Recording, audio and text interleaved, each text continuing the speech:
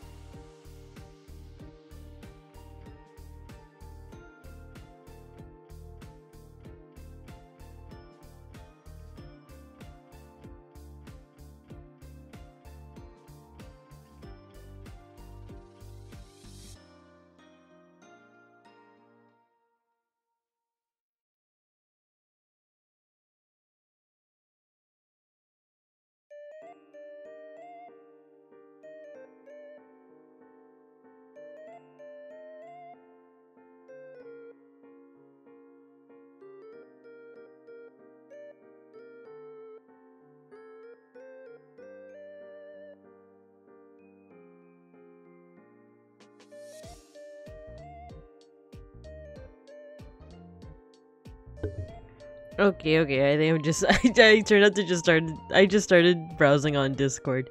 I think it's time to start. Okay. How do this? There we go. Woo! Okay, it's working. Woo! Hi everyone. I'm Babinka Bear, artist, art historian, and Sunbear PNGTuber, and I'm very EP today. But hello. Hi C May. Yeah, we're trying Clip Studio Paint for the first-ish time today. You got your daily scratch and sniff a sticker. You got oh no, you got the Mokamamon, but I made the mistake of not moving my CSP down. Okay, let me do that. There you go. There you go. You got the Mamon one. If you wanted to know what it looks like, I'll send it to you. But sorry about that. As you can see, I barely moved CSP onto OBS just like 10 minutes ago. It's okay? Okay, cool. Hello, Max. Big stretch. I will big stretch. If you want a day, I have a new redeem, Max. It's like a daily check-in type thing. If you want to get like a scratch and sniff sticker. But, you know, in Bibinka lingo, it's your daily scratch and sniff a sticker. So if you wanna cash that in, you can. There you go. Oh, you got the Leche Flan. You got the Leche Flan sticker. There you go. But I will also big stretch. Oh my god. So Max knows this, but just like a couple minutes ago, there was like a firework or something. I was actually taking like a nap, and I actually did kind of wake up on time. Like I set an alarm for 6:25, but then like I like dozed off a little bit after, and then suddenly there was like boom, like there was this huge firework or something. It was loud as hell, and then I like heard like the fizzle of it, and like I think the first thought that I had was like, why would you set off fireworks like after a rainy day? Because it just rained here too, so I don't know. Maybe it was like accidental or something, but it was just kind of dumb. But at the very least, it did wake me up more fully so that I could actually like stream right now. I bet it's like SSR in a gacha game. Yes, like all of the stickers are super rare. But yeah. So anyway, hello everyone. Like I said, hi Vite. Oh, you got the Turon sticker. I don't think anyone's gotten that one yet. Turon's one of my favorite. Are you familiar with it, Vite? It's oh, I got a burp. So it's like banana. I describe it as like fried banana, but it's a little more than that. It's like banana that's been like put in the like wrappers for lumpia. How do you describe it? It's like Google help me. Turon.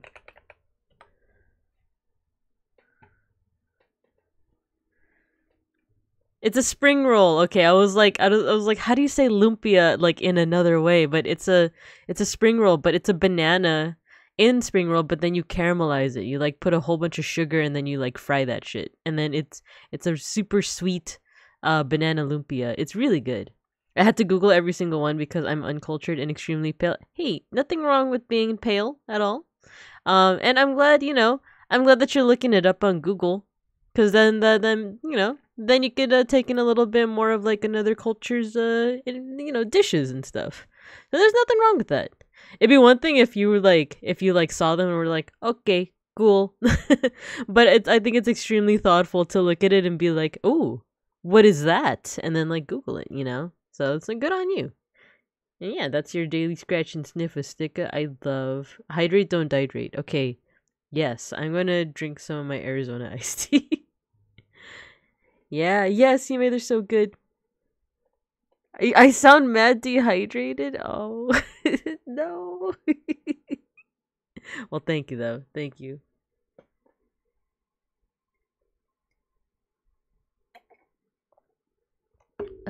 It's also because I had a full day of teaching today.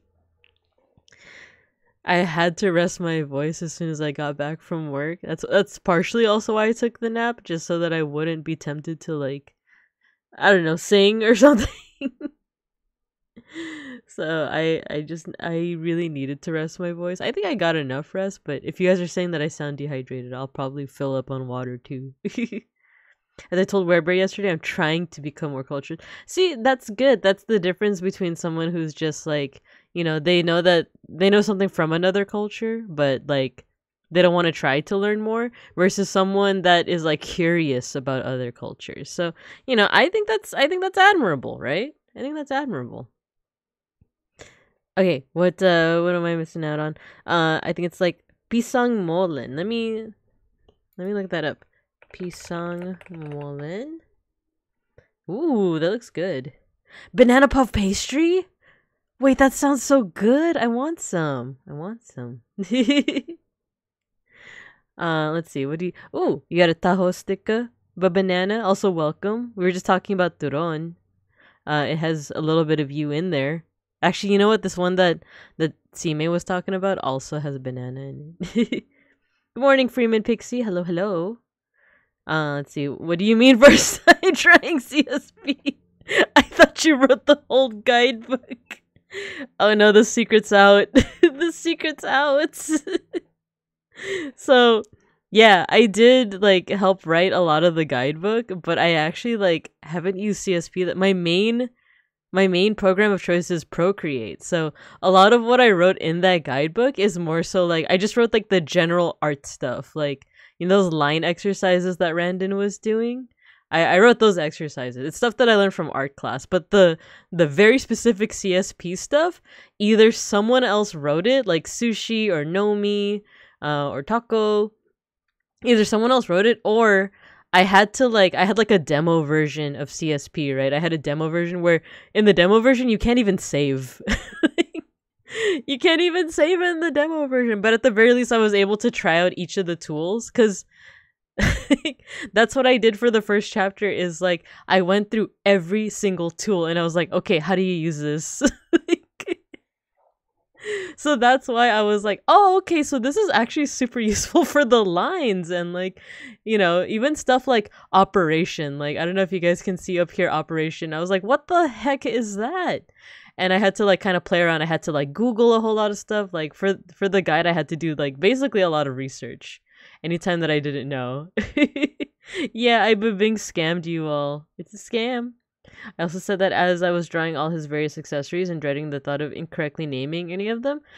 Like I said, that shows that you have like a respect for, like, even if you don't know what each of them represents, you know that like you're aware that like they might represent something, so you don't want to like.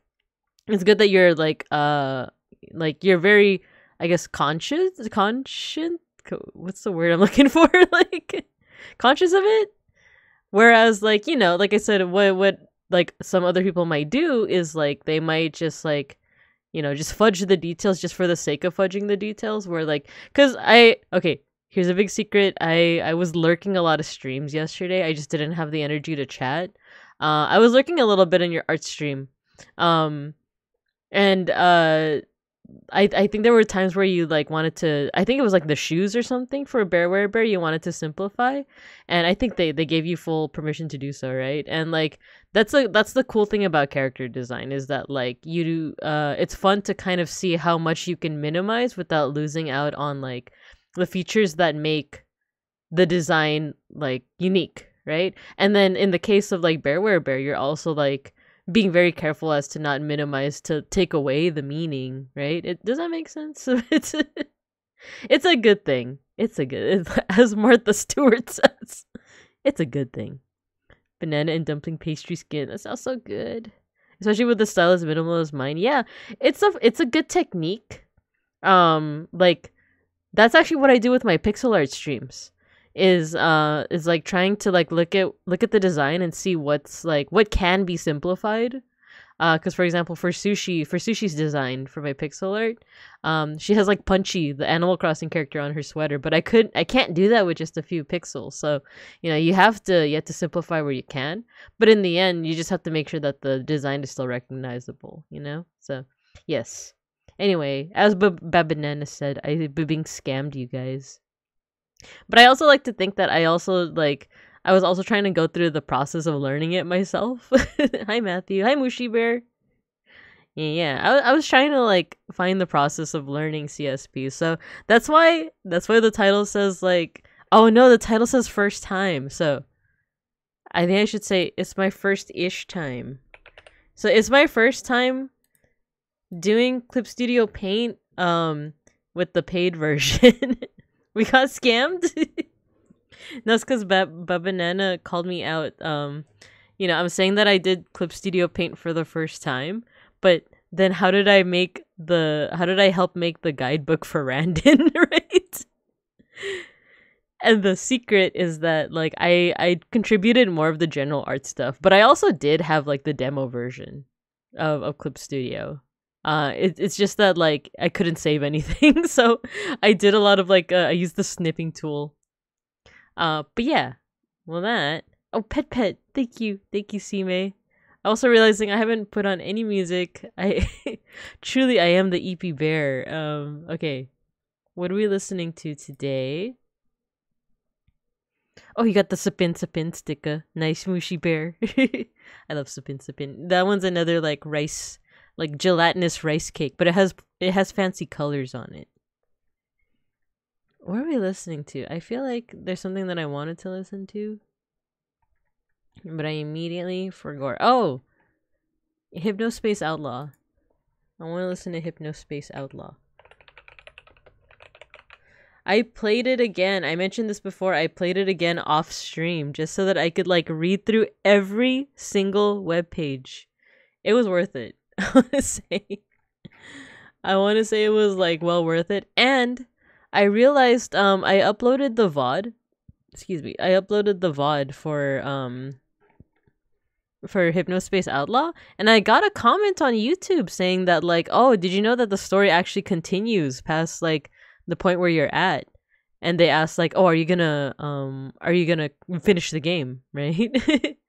And well, now that I played it off stream, now I'm like, okay, you know what? Yes, I think I should do one more stream of Hypnospace Outlaw. But I couldn't really find a place to like put it in my schedule for the coming week, so I might do a gorilla tomorrow to finish off Hypnospace Outlaw. If my spelling is worse, it's because I'm outside painting and typing with one hand. That's freaking awesome, Matthew. And I'm glad that we're making art alongside each other. So you do that. CSP Daily Login Bonus? I did do that. Wait, let me just make sure. Give me a second. Yeah, I did it. But yeah.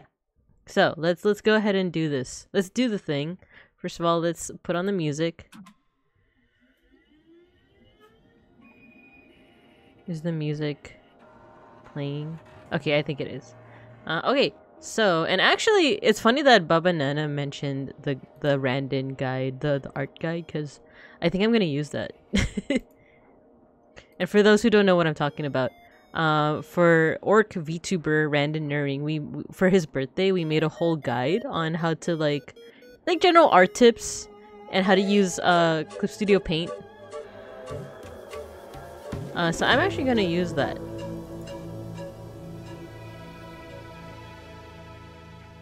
It's gonna be kind of off screen because I don't have room on my screen to show you, but the future rest assured is you.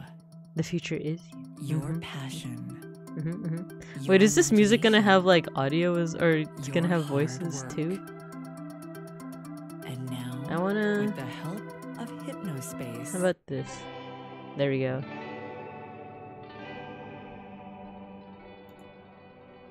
Okie dokie. Okay, there we go. We're jazzed and we're jizzer jazz and jazz.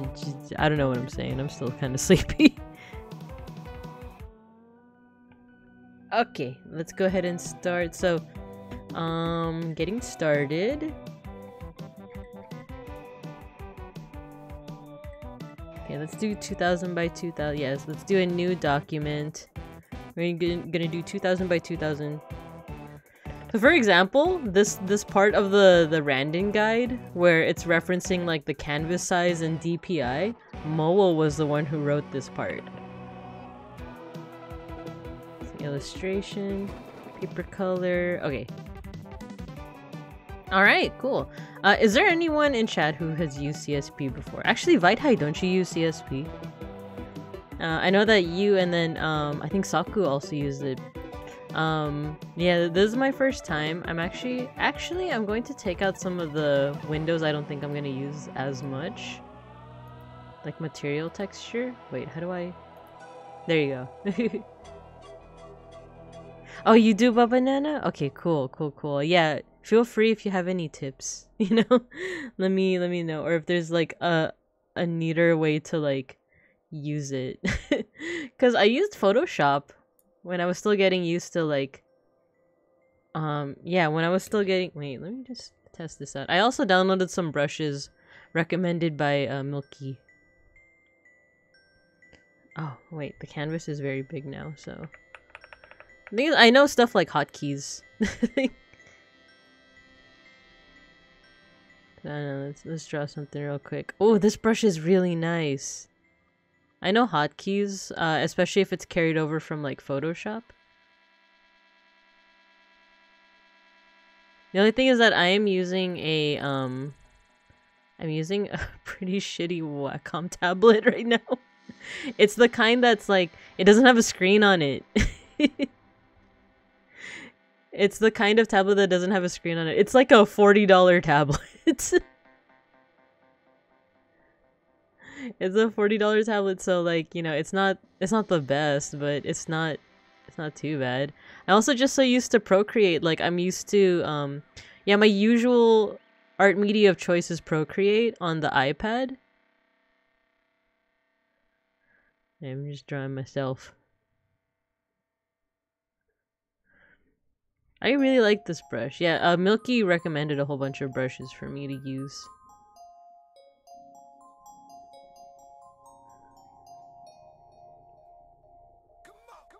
Come on.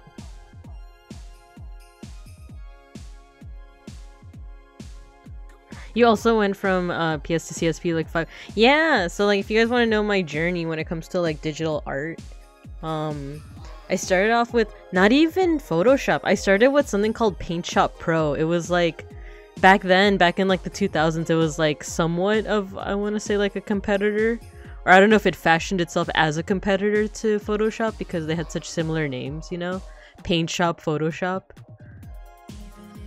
I think back then I used to think that like, you know, it's Photoshop. So you clearly only use it for photo editing. Whereas Paint Shop, you know, that's for digital art. I think that's how I excused it back then. But I used to use Paint Shop Pro. And specifically to make banners and back then we used to call it icons. We didn't used to call it PFP, profile picture. We used it icon for like posting in forums. I have a couple if you guys want to see them, but I just don't know if they have like watermarks. That might be like, you know, it might have my old name, and if you like look up that name, are you gonna like will I be doxxed? That's so nostalgic. Yeah, that was my start. My rise to fame. Nah, I was never really like famous. But let's see. Oh, I missed your comment, Fight Height. I do, but I would never dream of trying to teach anyone it. I'm a recent Photoshop CS2 refugee and I'm learning as I go. Glue brush. Is there a glue brush? I think I did see that somewhere here. Airbrush. Blend. Oh yeah, blending. It's gonna be wild. I'm a big proponent of tablets without screen. Yeah, like, I'm actually used to that from, like... I actually had an older Wacom tablet, but I think it either broke or I gave it to my little sister. I know, why does it look like I have a wrinkled, grizzled face?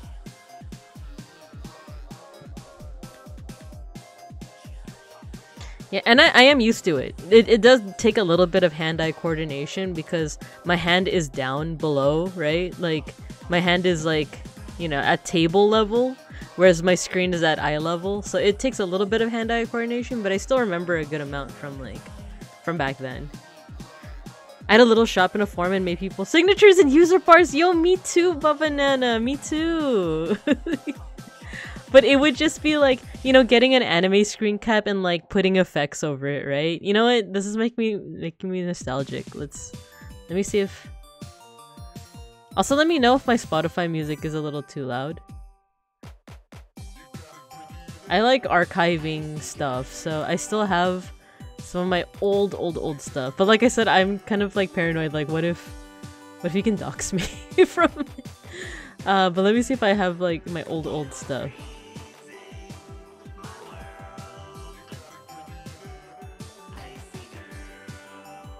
Oh my god, okay. This is like so bad, but okay. I don't think this is going to dox me, but okay, one of my first big fandoms other than Digimon was Fruits Basket. So I made like icons of like Fruits Basket manga panels. Okay, let me... How come I can't see?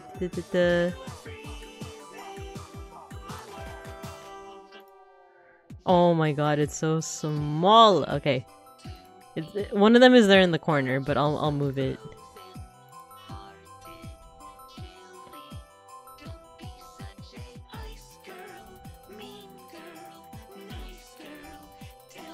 There we go. Okay, I have to blow these up because these are 100 by 100 pixels.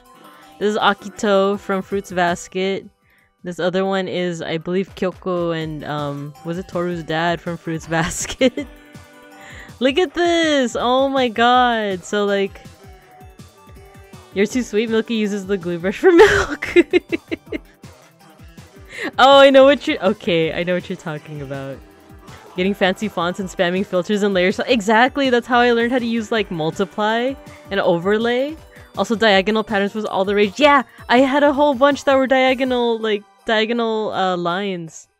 Yeah, Fruits Basket Classic, exactly. Look at the extra shit that I put there. Like, look at the Akito one where, like, you know, why did I put XXX, you know? Like, I'm pretty sure it's like a... saliva. I'm pretty sure it's like a brush pack. It was definitely like a brush pack where it's like, oh, download this and you have like splatter brushes, you know? And then there's like the tiny text. What did I even write here?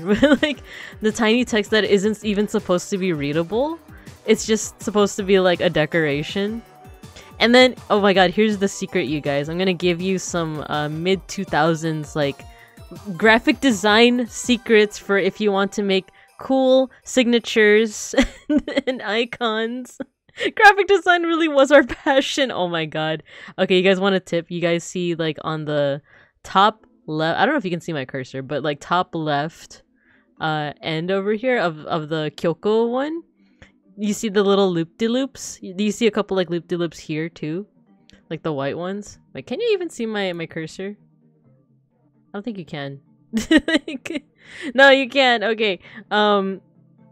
So if you just look at the blue one, look at the top left, you see like the blue, I mean, sorry, the black like curly part. So all you have to do, yeah, oh, okay, you can't see my cursor. So on the top left of the blue one, all you have to do to get that is you have to get like a really like cursive font, like a really like I guess a script font. I don't know if that's what you would call it.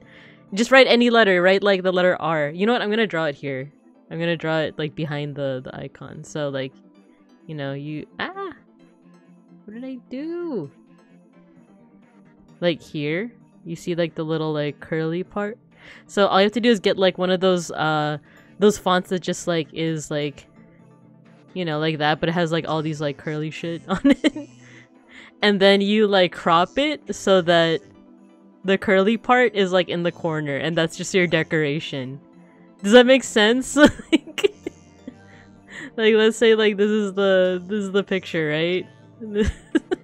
I'm so like bad at drawing profile. And this is the icon, right? So you just take like oh, let's do like Q, you know? And you do like that, you know? That's how you get the decoration. That's how you get the decoration. That's how you do it. Hi Sushi, did you do your Clip Studio dailies? I did. I'm new to the Clip Studio dailies. This is my first time doing it. Sushi, we're looking at my earliest graphic design. My earliest graphic design work. It's Fruits Basket. I used to post it on forums. Oh my god, and then the Fruits Basket forum, like, and then it died. Like, the forum itself died. Like, I don't know if, like, the web host just didn't, like, pay their dues or something, but it died, and, like, so many of my friends, like, I don't know what happened to them. No, you know what? I think some of them I still have, like, all the way up until now. I remember because there was this one dude in the Fruits Basket forum that, I don't think he watched any other anime or read any manga other than Fruits Basket. Like, he was just like a normal dude. He was like a normie.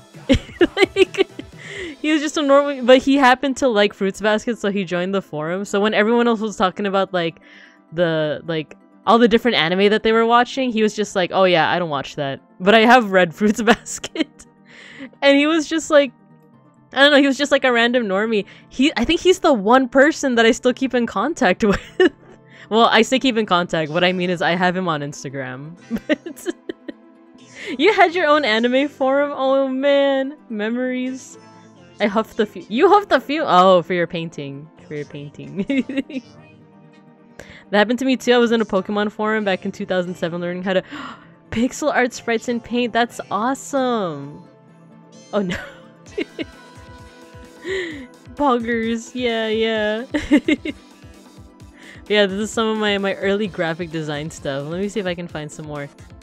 Cause, oh my god, so I don't remember if no, you know what, I'm not gonna show that because I actually don't remember if I made that one. Do I have any other graphic design stuff?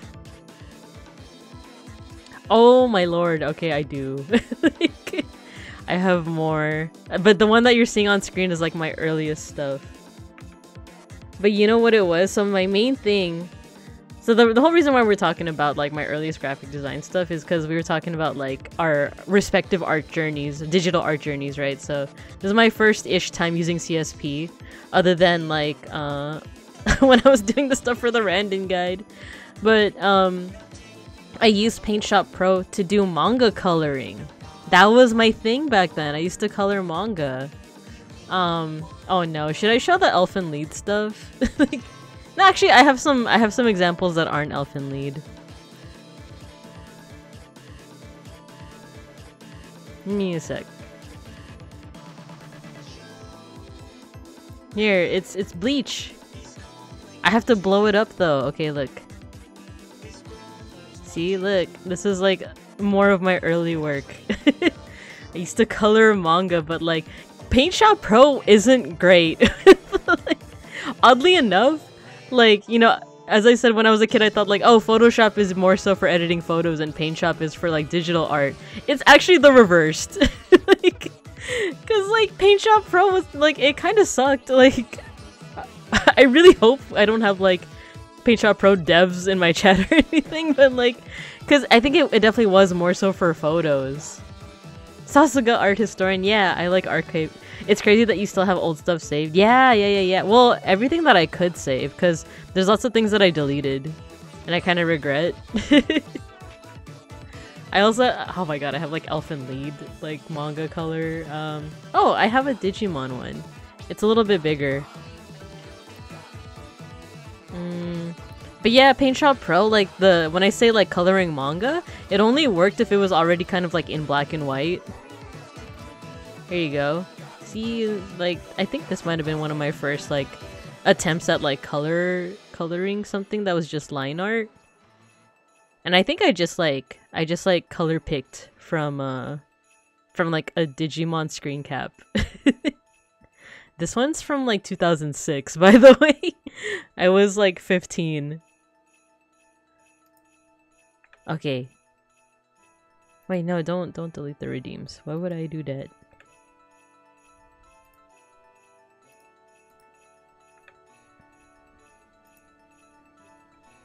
Okay, just a couple more and then we'll draw some more. Just cause like, oh my god, this was such a wild time. Like,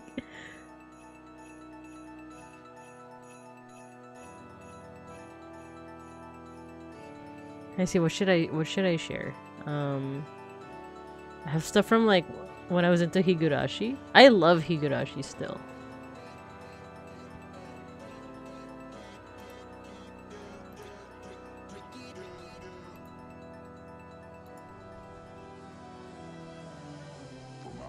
You know what? I'll show something from like later.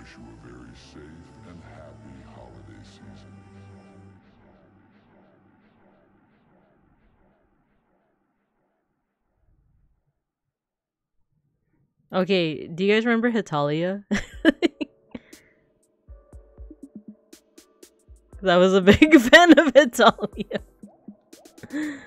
Let me find like a good one to share. Uh-oh! I know, I was one of those. Here, I'll pick a... No, let's do Chibi China. There we go, this was one of my manga colorings. I feel like this was decent, right? This is decent. This was, when was this? 2011! Holy shit! This is 2011! This was over 10 years ago, are you fucking kidding me? This nice? Oh, thank you. You're seeing my progression.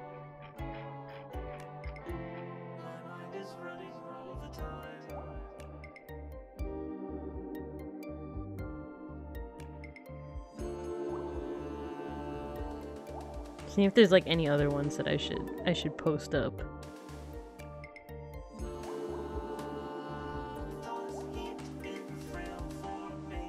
Nah, okay, I think we're good on that. Because like there's some that I would want to share, but like I feel like I like they're either kind of cringy, like I don't like it anymore, or I feel like it would be too easy to like try and find that image online and be like, oh my god, she used to be this person. Incredible. Okay. Yeah, all that to say that I did a lot of that in Photoshop. I forgot which Photoshop, and then I moved on to Paint Tool Sai. And then after a while I stopped coloring manga. And then I use Procreate. Like I feel like, yeah, okay, so here's the genealogy, or like here's, so it was Paint Shop Pro to Photoshop, but I don't remember the number. It was like a long ass time ago. Wait, Photoshop versions, maybe 2010? I think it was 5. It was CS5. CS5 to Paint Tool Sai, which is still pretty banger, I must say. Like, Paint Tool Sai is so nice and lightweight. I think I said this before on stream, like, I kind of low-key wish that, like, Randon had started his, like, digital art journey with Paint Tool Sai. Because, like, CSP obviously is great. I'm learning how to use it right now, and we were able to make that guide for him. But Paint Tool Sai is so lightweight, and it's so simple. Like, it just has, like, the basics, right? It just has the basics of what you need to just learn. Kind of the basics of, size brushes are- yeah, no. Like, as a Sai user, I don't- Senpai God? I don't use the default ones, I'm so sorry. Sushi. I don't use the default ones. I like there's this cute guide someone made that has like Kirby in it. Let me see. Sai brushes.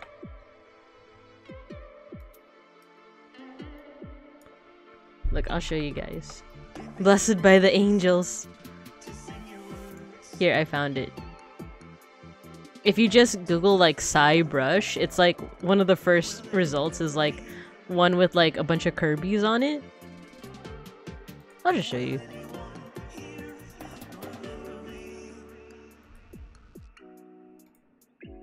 I use these brushes instead. Let me go to download. See? Where like you don't even download it, you just adjust your own settings until you like get something that kind of looks like this. So I actually use these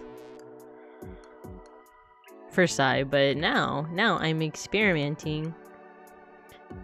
Yeah, now from Paint Tool Sai to Procreate, which I like because I've never had a tablet that has a screen. Even now the tablet I'm using doesn't have a screen. So now CSP. And now we're here. So yeah. So now I start my journey, and I'm using the Randon guide too as a reference. How to do stuff. The Sigma Art Grind set for orc dummies, even though I'm not an orc dummy, I'm a bear dummy. But I know, like, so some of these I kind of understand, especially from watching Randon streams. Randon streams! Oh my god, I can't talk. You don't need to worry about brushes when you're working in vectors.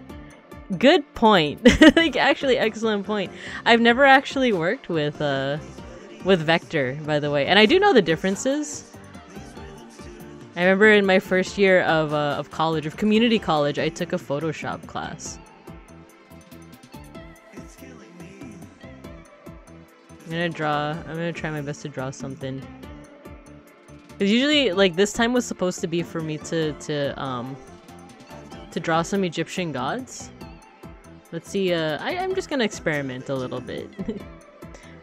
So I do know what, like, vector is. I do remember, like, studying it in my Photoshop class. But I've never dabbled in it.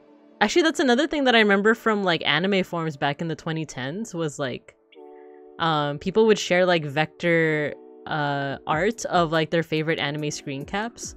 Like, I also used to be in a Higurashi forum. And there was this one person who would always make, like, they would redraw Higurashi screen caps, but, like, in vector.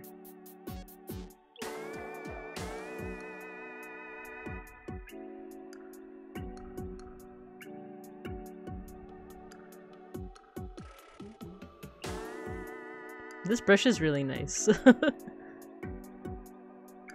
Right now I'm using the SU Cream pencil.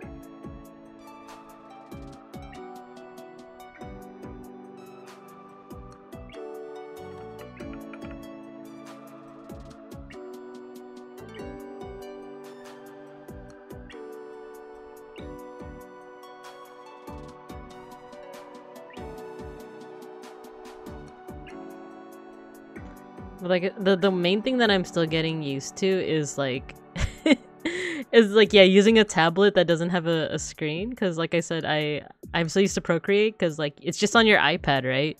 The interface between like your pen, your Apple Pen to the screen like is pretty satisfying, right? So now I have to kind of like relearn the sensation, the hand-eye coordination of like using my $40 Wacom.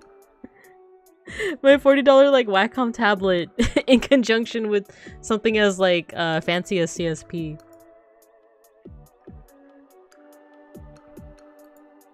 So maybe I should be trying something simpler, yeah? Or I don't know. Let's try drawing a little Anubis. No, you know what? Instead of Anubis. So Anubis is he is a god of death, right? Ah, sorry. That was my glass. Yeah, for those who haven't seen some of my earlier digital art streams, I usually draw like Egyptian gods just because I think they're like a fascinating topic. But I like making them nice and cute and derpy, you know? Very like, you know, like this is the god of death, the god of embalming, right? Great and mighty Anubis, but he's also a cute little pupper, the little tongue.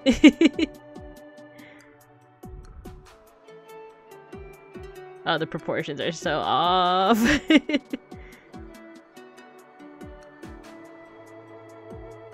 proportions are so off. Ah! Okay, I want to give Anubis head pats. Well, okay, let me try out some hotkeys. Does Control T still do? Oh, okay. Can I like, how do I, what's the word I'm looking for? Like twist it? Bop it?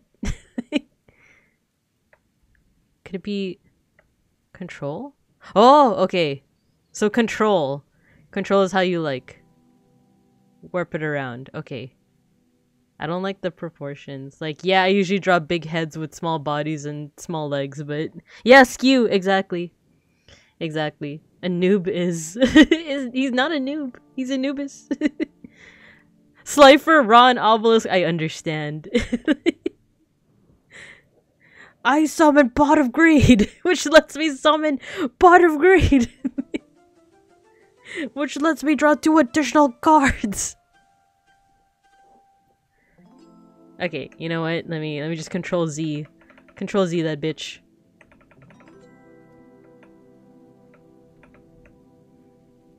You know what? I think I also need to zoom.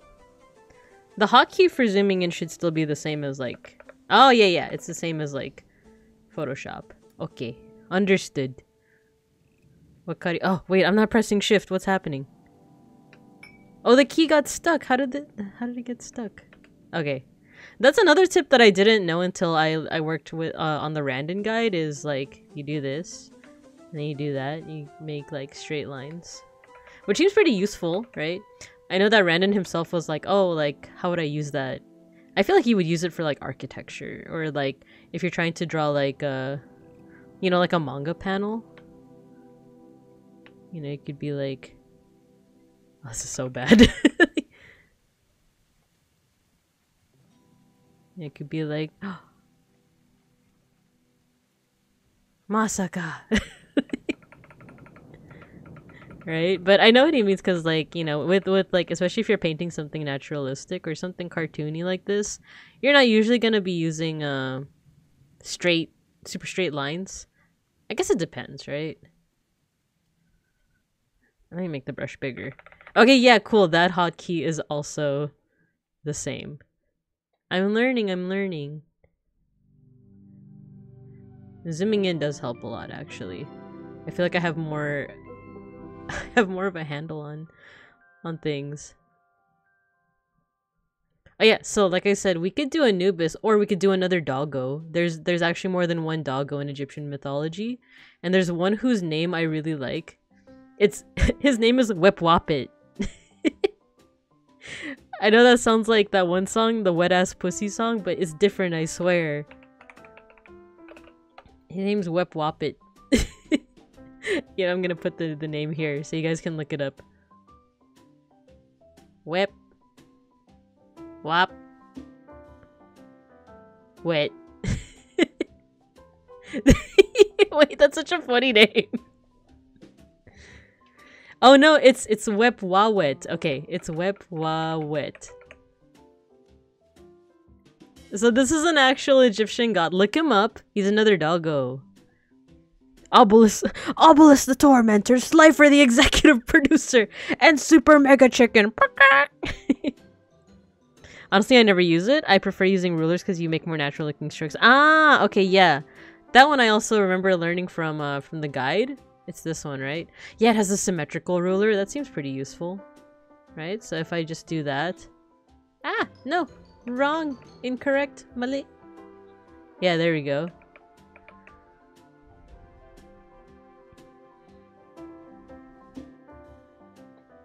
Doggo, yeah, doggo. I love making Yu-Gi-Oh! Bridge references. In America! You know, I kind of not fell off. Yeah, I guess you could say fell off. Like, what's the word you would use if, like, you didn't necessarily drop something because you disliked it, you just dropped it due to just lack of time, or, like, it just wasn't high on your priorities list? That's how I feel about, Yu-Gi-Oh! Abridged. Is that I used to tune into every single episode, but eventually I just kind of, like... I kind of just dropped off on it. Is that the word that you would use?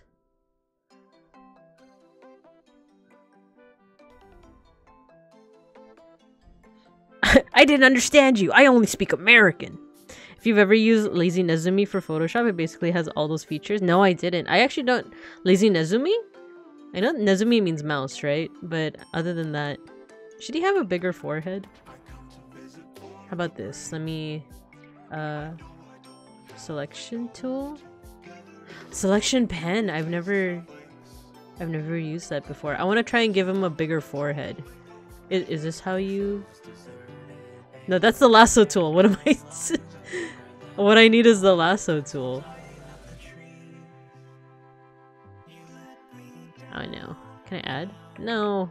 Okay, so I'm learning that it doesn't automatically add to your selection. There is an option to, like, add it to selection though. I would assume. Okay, Control T. Oh no. Wrong. Control to skew it. Ah, I see. Okay. Wakarimasen. Yo entiendo. Yeah, let's do that again. Let's do that again. Like, my control over the mouse, over the tablet is not great, but... Control T. Control.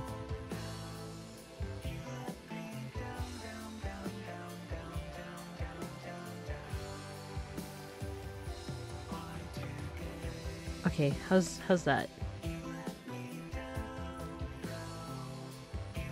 Same, Yu-Gi-Oh! Bridge eventually got updated irregularly, and I remember falling off too. Yeah, I think that's what happened. I think that it was irregular, like, release schedule, which, you know, isn't it all made by one dude? Isn't it just Little Karibo that made everything? Like, you know, nothing against him, like, releasing at his own pace, but I just... I think I just eventually lost interest. In the subtool panel, okay. Oh yeah, it's this, okay.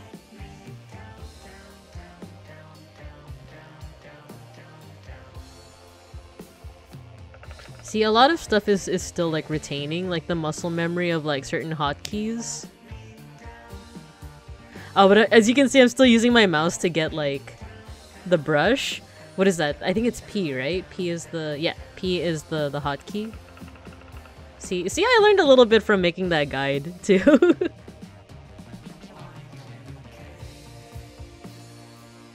Okay, so let's fill in some of the lines here.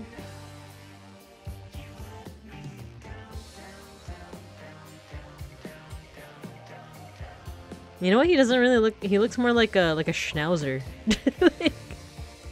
He looks like a schnauzer! Oh no, is it because he has, like, the big muzzle?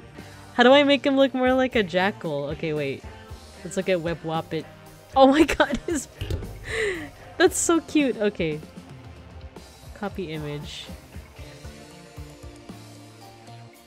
Wait, hold on. Let me just test something out.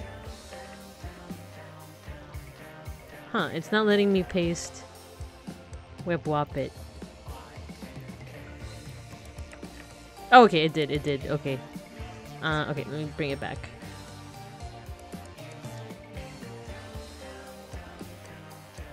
Hi Hux, hello. No problem, no worries, you know. No worries.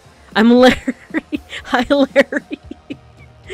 Yeah, I think you had to say Lane.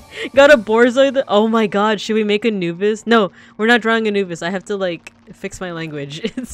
We're drawing Wep Wapit. Wep Wawet. Wow. This is. Oh, you got the Buko Pandan sticker. Yeah, make sure everyone that you're redeeming your daily scratch and sniff of sticker. I just love saying the phrase too.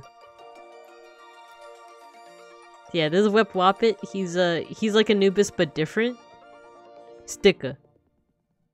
What is Wep Wa? I keep calling him Wep Wapit. It's like, what's he the god of? Oh, he's a wolf. He's a wolf. What's that like MGS5 quote? Anyone could see that that's a wolf.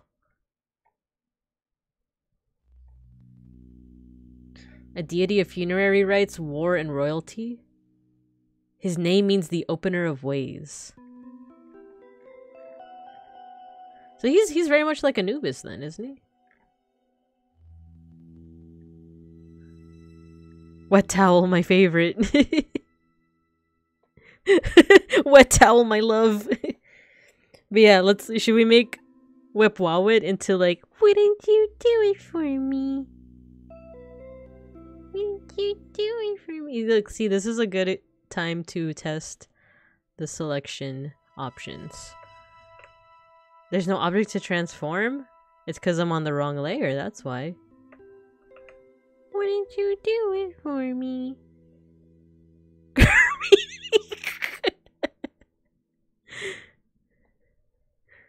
Oh, you see that it's like slowing down a little bit?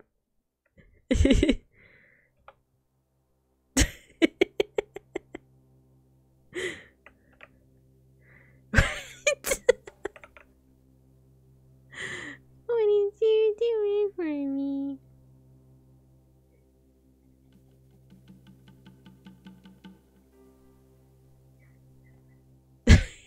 He's so long now. Can we go longer, you think? Like, actually Borzoi him? Oh wait, you know what I don't have a lot of experience with using? The liquefy tool. Oh, never mind. Like, never mind. Or do I just need to make the brush bigger? Oh no! Oh no!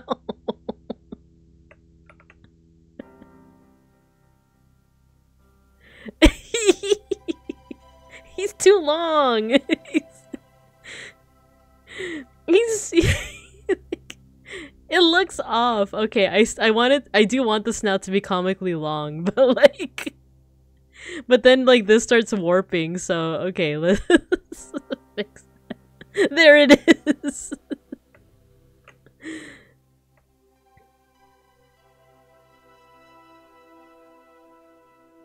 Have we reached the pinnacle of long? Nah, it's like I don't like how much it's a warping. Okay, how about we just do this? We just do. Oh my god. Okay. Enter. Control D nuts. Might want to use mesh transform. Mesh transform. How do? Got him. Mesh transform. Is it like do I go back and then is it one of these options? Crop, invert selected area. It's kind of hidden in edit, transform, mesh transform menu. Ah, okay. Edit, transform, mesh transformation. Okay. Oh, yeah. This is just like in Procreate. Like, this is also like an option. Oh no, it's slowing down though. Oh no. Please don't explode. Oh. Maybe I don't have enough, like, memory? This is really useful, though. Because, look, we can make him a coveted long boy. This is super useful. Okay. I just need to, like... I just need to stop fucking around. But did you... did you guys see the, like, the latest, like, Twitter, like, artist meme is to, like, draw your comfort character telling you to stop fucking around. I say the newest meme, but I've only seen like 2 people do it. Like, you got the hollow sticker, Matthew. I just saw like 2 people do it. I don't know if like more people are doing it, but but it's like draw your comfort character saying like, hey, can you stop fucking around? I know someone has to do it with Randon. Like, you have to draw Randon being like, hey, can you stop fucking around? Like, Mega Bronson, you also got the hollow sticker. Very nice. You haven't seen that? Oh man. Oh, this music is getting unnerving. Finally finished painting for the day. Treating myself to a sticker. Yeah, good job. Hey! I'm trying to draw here. Why are you throwing things? Okay, yeah, it's a little unwieldy. Wait, you said that, didn't you, Banana? You said it controls kind of weird, but when you need exactly that, it comes in handy. Yeah, I believe it. It's super useful. It's super useful, especially for what we're trying to do, making him a coveted long boy.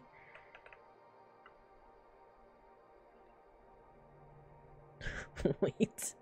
What am I doing? Instead of doing this 3/4 angle, let's see, Borzoi. Let's get a reference. Oh my god, okay. I'm looking at like references for Borzois and like, god, they're so long. Like, wait, shall we? Okay, I'm gonna keep that layer there in case we need it.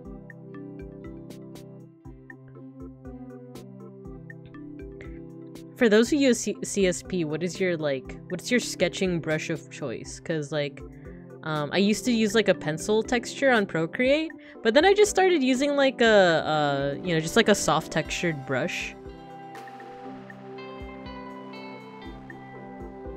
Okay, let's start with a circle. Always start with a circle. Dude, when Randon said that he doesn't do like sketchy lines like this during his sketching phase, like, for one, I believe it. We've been watching him do art, right? And he really doesn't have like sketch lines, but for me, like, I just can't not have like sketch lines. Okay, oh my god, the snoot. Little snoot. He will be the god of death indeed.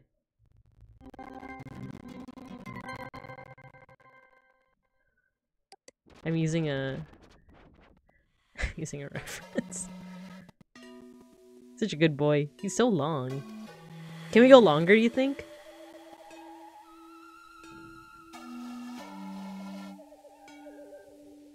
Hey, 1000. Hello. I'm experimenting with or you barely see the other eye actually. You know what? We're experimenting with CSP today. Or I'm learning a little bit more about CSP, because my intro to it was the Randon art guidebook project.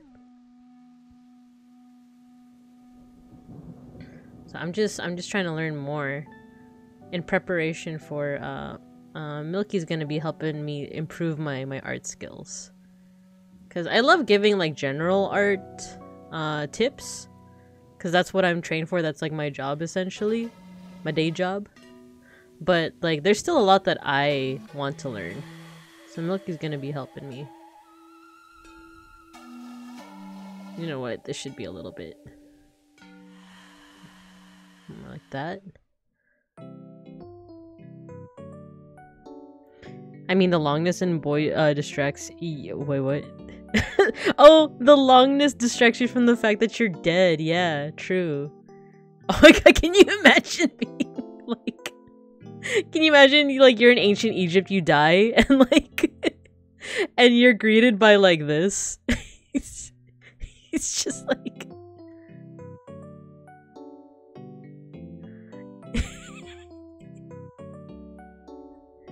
You know, it's like, hello there. It seems you've died. That's so sad. That's the first thing you see after you die. Hello, Elle. Hello. It sounds weird, but basically for me it's G pen or calligraphy pen for sketching, and then the basic pencil for final line art. I think that works too, because like the cool thing about pencil brushes is that it gives like texture, right? Yeah, there's always more to learn. Exactly, there's always more to learn. Oh my god, look at that snoot. Oh, I'm sorry you died. Woo. Woo. Let me weigh your heart. I'll do it for you. Snoot stretches up from the underworld and plucks a soul from someone's body. Oh my gosh. See, and then you don't feel so scared, like, of death, right? Like, have you seen those, like, you know, the depictions of death as, like, death isn't supposed to be, like, this scary figure. It's supposed to be kind of like a long-lost friend, right? It's supposed to be, like, a comforting presence to help you pass on into the next world, right? So I think that would be fitting, right? If it was a nice, friendly, like, long boy, you know? It's like, oh no, I'm dead. What about all my loved ones? This sucks. And then it's like, it's just this guy. I'm sorry you died. Anyway, can we weigh your sins? We've got quite the long queue, you see. Oh yeah, and I should mention once again that we're not drawing Anubis. Anubis is the god of embalming. He's also a very good boy. We're drawing Wet Towel, who is another canine. My logic is I want texture on line art so I don't stress over perfectly clean lines, and I want my sketch brush to be different as possible so I'm forced to redraw it. That's a good one, you know? That's a good way to kind of go about it, right? Because, like, you know, it's different strokes for different folks, but, like, I definitely know that I would be tempted to, like, if the sketch looks good enough, I'll just use the sketch, right? But at the same time, I do want cleaner lines, so that technique makes it so that you have to redraw over it. You can't just be like, okay, sketch looks good enough. We'll do that and call it a day. That's a good technique. I might steal that. Okay, I need more references. Oh, they have long necks. But it's kind of like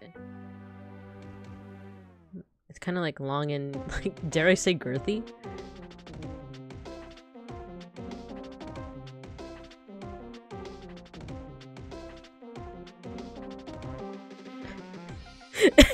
Me dies. Hey yo, this motherfucker long as fuck. The longest next, your honor. Yeah, it's finding the balance. Exactly. Because, like, even the artists that don't even do, like, sketch or don't do references, like, they're definitely cracked. But for me, I feel like even, like, if I'm like, an expert artist at the ripe old bear age of, like, you know, 99 or something like that, I feel like I'm still gonna need, like, sketch layers, you know? It's very hard for me to just doodle.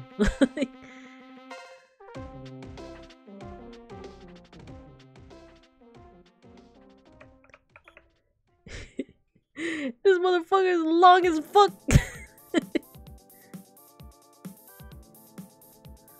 Okay, let's make him a little smaller.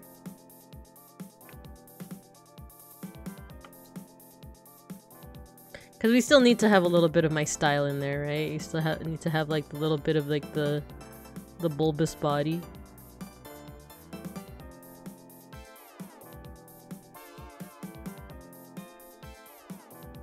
I just want to grab it.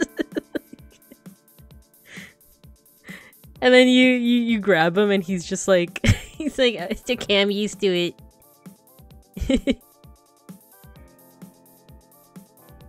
Either that or he's like, this is gonna count negatively towards your sins. Because for any of you that are not familiar with Egyptian mythology, I'll draw it over here. It's believed that when you die, you know, you die. You get met in the underworld by another doggo. You get met by Anubis. Well, you get met by, like, a lot of folks, but there's Anubis, he's a doggo. He takes your heart, puts it in a jar. I don't know if I can show that that's a jar. Goes over to a set of scales.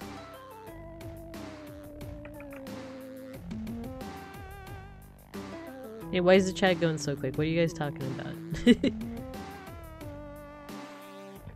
Please stop rubbing my belly. It's a human belly. It's getting really weird. A final test of strength. Oh no, he's a coomer. No, not the jar. Like, no, it's your heart. Your heart's in the jar.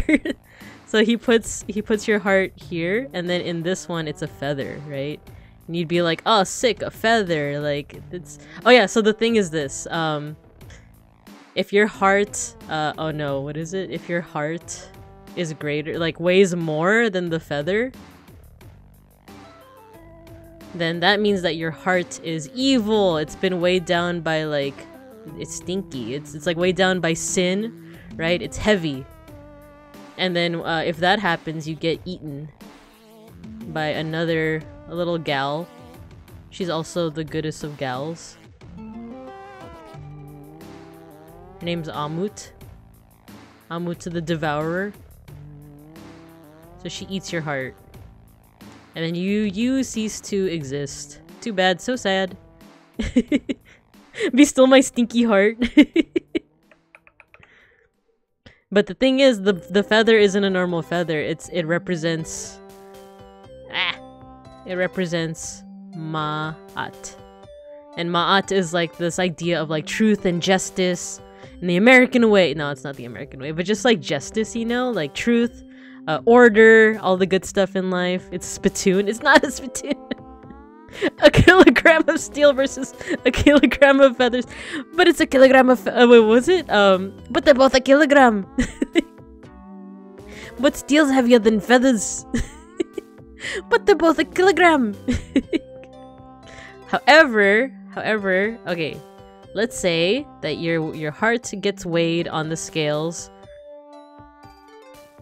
And it's lighter than a feather. And that means it doesn't stink. Hold on. Give me a second. You know, then you have a good heart. You were a good person in life. And you get to go to... not get eaten. You get to go to the field of reeds. Those are supposed to be reeds. You know, you get to live your second life in the afterlife, and you know, you never have to work a day in your life because you have clay enslaved people for that. And you know, you always get like delicious food in the afterlife, and you get to see all your relatives, and it's a nice time. So yeah, that's what happens in the afterlife. So Anubis is there. There's also like a bird dude. He's kind of just like watching. His name's Thoth. He's the god of writing. He's just kind of writing everything down. By the way, were you guys paying attention during the Greek study stream? This guy Thoth. His name is spelled like this in Greek. The good doggo eats the feathers. Oh no. Wait, I missed out on chat. Tried to feed both of them snacks before my existence is erased. America, that means you're dead. Yeah, exactly. That means you're dead. The good doggo eats the feathers. We win! Well, you get to go to the afterlife with all your grave goods. Yeah, exactly. Imagine dying and not having your 3DS. Imagine being a slave, going to heaven and seeing grain again. Wait, why did... Automod? You can say thoughty. Imagine... Yeah. Uh-oh, pop quiz.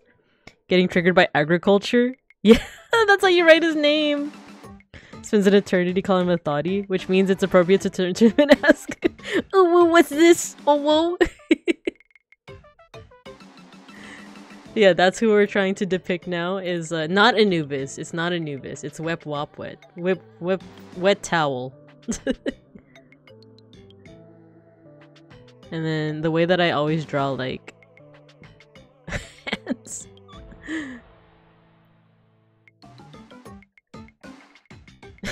What's this? I always draw legs in the same way, and they're very lazy. Maybe that's something I can improve on when... But to be fair, because it's like, you know, it's like a chibi style. And like with chibi style, you emphasize what you want to emphasize, right? That's why everyone has a different chibi style if you think about it. Like, for me, I don't put much emphasis on the legs. Something's still off. Like, I feel like he can be more comically long somehow. Anyway, what's he wearing? Oh yeah, he's wearing the little, like, skirt thingy. I feel like we can go more comical somehow.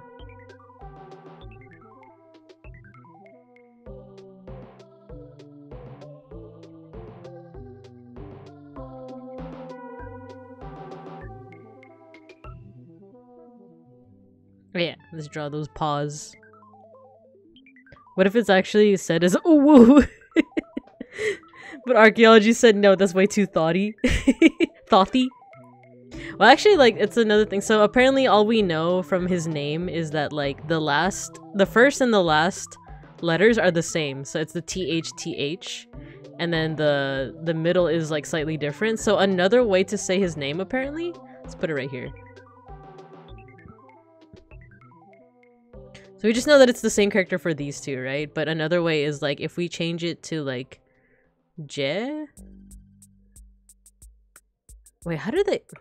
Because another name that he has is Jehuti. If any of you have played that one other Kojima game... Wait, that doesn't make sense because these don't look alike. So I actually don't know why his other name is Jehuti. I just know that that is another name that he has. Djibouti!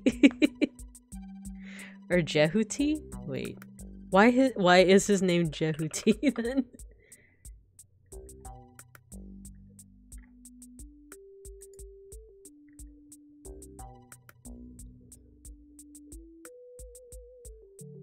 This is gonna turn into like an Egyptian like Wikipedia like research stream. My snoot drags on the floor. It's a very hard life. Oh no. Djibouti. Alright, because Egyptians didn't really have... Yeah, exactly. Yeah, they don't have vowels. Or like, they did, of course. Like, of course their language includes vowels, but they didn't have it in their writing. So like, the name like Amun... Or actually, that's not a good one. Let's do Horus. Horus is like the falcon god. His name would be written out like that. Like Hirsch. And you kind of had to like just guess the middle, but sometimes there's like context clues that will tell you that like, oh, this is like a ho. This is a ho. And this is like an RU sound. Imagine explaining that to your students. Oh, this happens to me all the time. Like, because like, well, I was teaching all day today, for example, and like whenever students ask me a question that genuinely like stumps me, it's a good thing. I see that as a good thing. It's a good time for us to like research it together and be like, you know what? I actually don't know. Superman that ho. There was one question that actually like stumped me, which I actually googled. You. But before I reveal the answer, riddle me this, chat. Riddle me this, Bibinkubs. Did they have ice in the ancient world? I want you to chew on that while I work more on this guy. Did they have ice in the ancient world? And if your next question is where in the ancient world, think Egypt, Greece, Mediterranean. Absolutely? Okay, how? Like, you gotta... Okay, now the next thing is like, tell me how.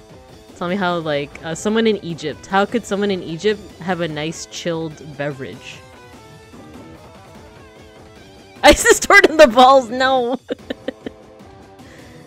Yeah. So, sometimes they would store it underground. The Romans had... Oh. Enslaved people. Bring it down from the mountains by breaking big blocks of ice. Stored in sawdust. Did they really store it in sawdust? They needed to see. Same way they had the Gerudo in Breath of the Wild did. I haven't played Breath of the Wild. I'm a fake fan. I researched this. Maybe I still have the bookmark somewhere. Yeah, I actually didn't know that until a student asked, like, did they have ice back then? And I'm like, oh, I actually don't know. Because here's the thing. I know that they had air conditioning in some parts of the world, right? Like it's not electronic air conditioning, but it is, like, a system where you can cool your house. Because I believe like ancient India and like parts of like Mesoamerica had it. So it's not too much of a leap in logic to assume that like other places had it as well. Refrigeration, yeah, refrigeration. Cause like if it's like in the Nordic, oh my god, the hand is so big, the gripper is so big. Let me adjust the angle. Wait, how do I rotate? Oh, here. The grippers.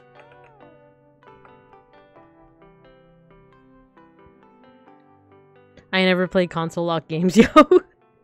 That's actually how I learned about that refrigeration tech. Grr, Romans, my friend's unit is Carthage. I saw it in game, then looked it up and see how it worked. Ah, how do they do it in Breath of the Wild? I haven't played it yet. Delicious. Delicious.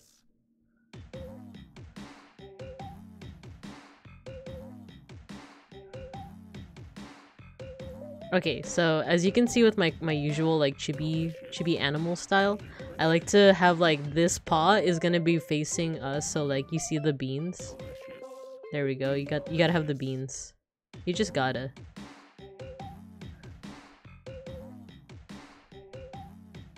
This is a little too big for the grippers, you know, for the beans.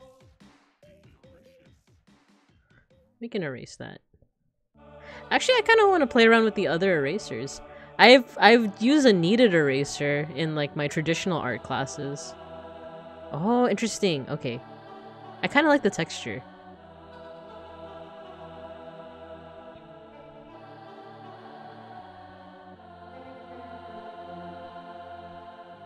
They have an ice storage place that's mostly underground, if I remember right. It's been a bit since I played, so I don't remember the exact setup. That's pretty cool. That's pretty cool. Okay, now the forearm is too big, huh? Also accurately portrays deserts as being freezing cold at night. Yeah, I've... like, I don't live in a desert region, but me and Beans go to Vegas like every year. Literally every year. For like a while. So we're definitely well versed in the fact that it gets freaking cold. Now that I think about it, History Channel has a hard-on for the Roman Empire.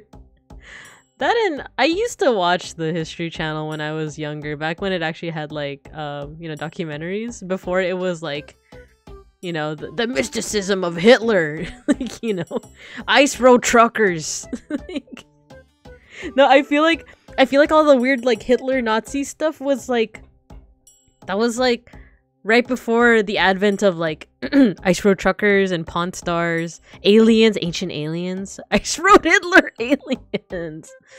Jeez, okay.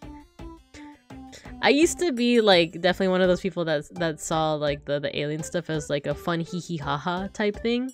But like little by little it's been pissing me off more and more, like the more that I've been learning about like art history and like just the impact of like or I guess like how that impacts like people's view of different cultures, because basically it's this idea of like, oh, surely these indigenous peoples or these like different cultures, surely they couldn't have figured out this technology. Obviously they had help from aliens. Like, oh, the Aztecs? No, they're too stupid to like figure out how to make these mighty pyramids. Obviously it was aliens. As if people didn't have so much fucking time back then. Like, as if, you know, without like I don't know, not to sound like a boomer, but like without a whole bunch of like different video games and media and stuff, like what did you have to do back then? You could stare up at the sky and create like these wild like fantastical stories about the origins of Earth. You could fuck, you know, like and have 20 kids. You could also just figure stuff out, you know, like you can figure out how the human body works. You can figure out how like geography and like how the world works. You could figure out how like if you stack a whole bunch of blocks, it's eventually gonna fall unless you make it in a pyramid. Whoa, what a concept. Like, but no, according to according to modern day like people, it's like no, those Egyptians they're too dumb to like, not like us modern folk, right? With our because there's so much papyrus that shows like how the human body worked, you know, like before Da Vinci, before you know, like the Renaissance masters, like you know, they figured it out as well, but like there's just so much that was already figured out by that point, you know. Motherfucker did math for fun. Don't talk poorly about my trucks. Oh, I should. Okay, so I've been wanting to play American Truck Simulator. That might be a thing. I feel like it's all been downhill since the guy saying aliens became a meme however many years ago. Katanas folded 1,000 times, could cut through hardened steel. There we go. Motherfucker did math for fun. Thank you for following. Who is that? Mia the Sneck. Mia the Sneck. Fucking weeb lightsabers. Civilization without PlayStation. How much brain power does it really take to figure out how to stack rocks in an aesthetically pleasing way? Exactly. You know those people that are like, oh my god, the Aztecs had pyramids, and then like the Bulgarians had pyramids, and then the Egyptians had pyramids. It had to be aliens, and it's like, bro, you could probably figure out that like, if you stack it in a tower, it's eventually gonna fall, but if you stack something and it has like a stable base, aka a pyramid, like, it's gonna stay, right? Hey man, fucking fucking is hard. Gotta do courtship, gotta do goats for dowry. What game? Oh, what is it? American Truck Simulator? Beans has a wheel. Has like a wheel controller. And I'm not saying real in an uwu voice, I mean like a steering wheel. You know what? The arms are a bit... No, you know what? I know how to fix this. Wait, let me move this. No! Let me move this. Oh, wait. How do you... Huh? Deselect, crop, invert, expand, shrink. How do I, like, move this? Scale, rotate? Oh, okay, okay. Oh, Control T, okay.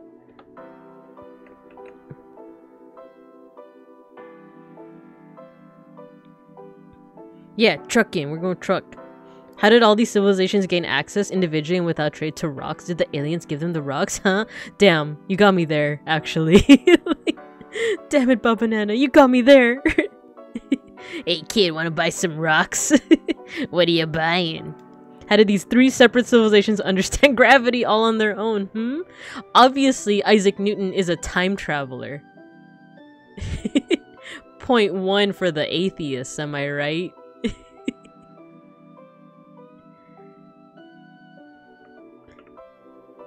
Actually, like, to answer you seriously though, I think there was like a extensive like rock trade, right? Because I remember in my trusted source, Assassin's Creed Unity. No, not Unity. What was it? Assassin's Creed Origins. There's like you could visit a whole bunch of like rock, like limestone quarries. You legit had to like, or you didn't have to like lug them, but people back then had to like lug that shit with like wooden like trees. Wooden trees? Is that what I just said? I mean like, so like stacks of wood. Stacks of wood. You know how they're circular? They work well as like wheels, essentially. There we go. Okay, so we're onto something. We just have to make the head bigger.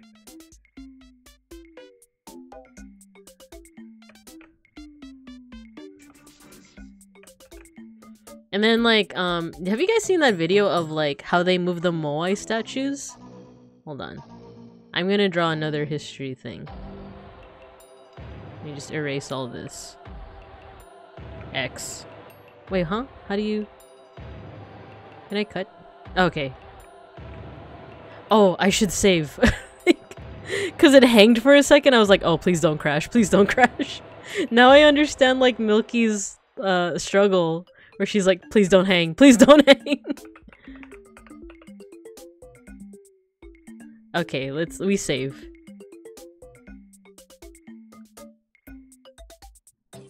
To be fair, Askry generally has decent historical accuracy. I agree, actually, like, especially with the learning mode. Obviously, they took liberties with, like, you know, the assassins and the Templars and all that stuff. Or did they? Pizza! You guys like this song? I like it. But yeah, so obviously they took liberties like for the sake of the story, but like for stuff like the areas that you can go and wander in, yeah, like it's actually like pretty well researched. Like they have a whole like discovery mode that is like it's supposed to be used for like educational purposes. And it's stuff like it's almost like a you know, like a DVD commentary where it's like, oh, like we sourced this by looking at like actual pieces of jewelry from Egypt. In ancient times they had extensive water trading around. Yeah, cloud powered. Wait, really? Like cloud powered? What do you mean? Like like before like steam technology? And how Stonehenge was also a mystery? If the file can't survive without saving, it wasn't strong enough to make it in the world. No. Pizza pie. Pizza. Okay, so you guys know the Moai statues. I'm gonna draw another thing. The Squidward's house, you know, like the... No, I'm actually like gonna draw Squidward's house. Wait, how does the actual Moai look now? Shit. Okay. I shit posted too hard. I was like, oh yeah, like, you know, Squidward's house. Wait, fuck. Like, you know, like these statues with like the big lips. Isn't it like Bibbo's Oshi mark? Like, no, I made it up. Banana, I'm so gullible. You can't do that to me. Especially if it's like his history stuff. Cause like it's funny, like, have you guys heard of the Tiffany problem? The Tiffany problem? It's one of my favorite things to discuss. The Tiffany problem. And no, it's not someone in my life who's annoying that's named Tiffany. But it's this idea that like certain historical facts seem very unrealistic. Because this Moai's in the chat. It's this problem that like there are things in history that are historically accurate, but they don't seem like it sounds like you just made it up. And it's called the Tiffany problem because in medieval times there's this name, Theophina? Was it? Or Theophina? A nickname for someone named Theophina was Tiffany. So, like, if you're reading a medieval manuscript and you see this name, it's like, what the heck? Like, this is obviously a forgery. There's no one named Tiffany. Like, what, like, oh, Princess, like, you know, Lady Tiffany of House Baratheon? Oh, yeah, sure. But it's true, though. It's true. Like Tiffany was a nickname for Theophina. So that's an example of, like, the Tiffany problem of, like, there's things in history that just sound way too, like, unrealistic. It's like, oh, you just made that up. And then, like, no, it's too late, Banana. I'm talking about the Tiffany problem. No, I'm kidding. You see what you did? In earnest, it was intended as a joke about calling the cycle of water a trading route. Yeah, they can't all be bangers. No, I understand, but I also got it. You caught me monologuing. You sly dog, you caught me monologuing. But there's other things. So the thing, unfortunately, that does stand out. Oh no, what if Twitch tries to murder me for this? But you know what else is popular in medieval times?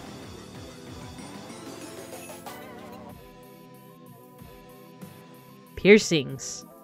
Anyway, other than that, there are a couple of other things that were... You know what? Just look... I'm gonna look it up now. The Tiffany problem. No, I don't want Google to know my location. Stop. Stop! What? Oh my god, what's happening? I was like trying to look up the Tiffany problem and it's like, oh, Google wants to know your location. Why? Booba. Yeah, I was just drawing Simpson character eyes. Yeah, exactly.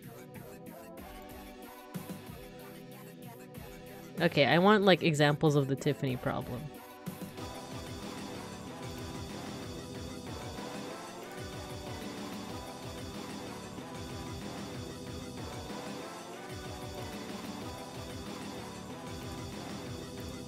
Okay, I think I found one.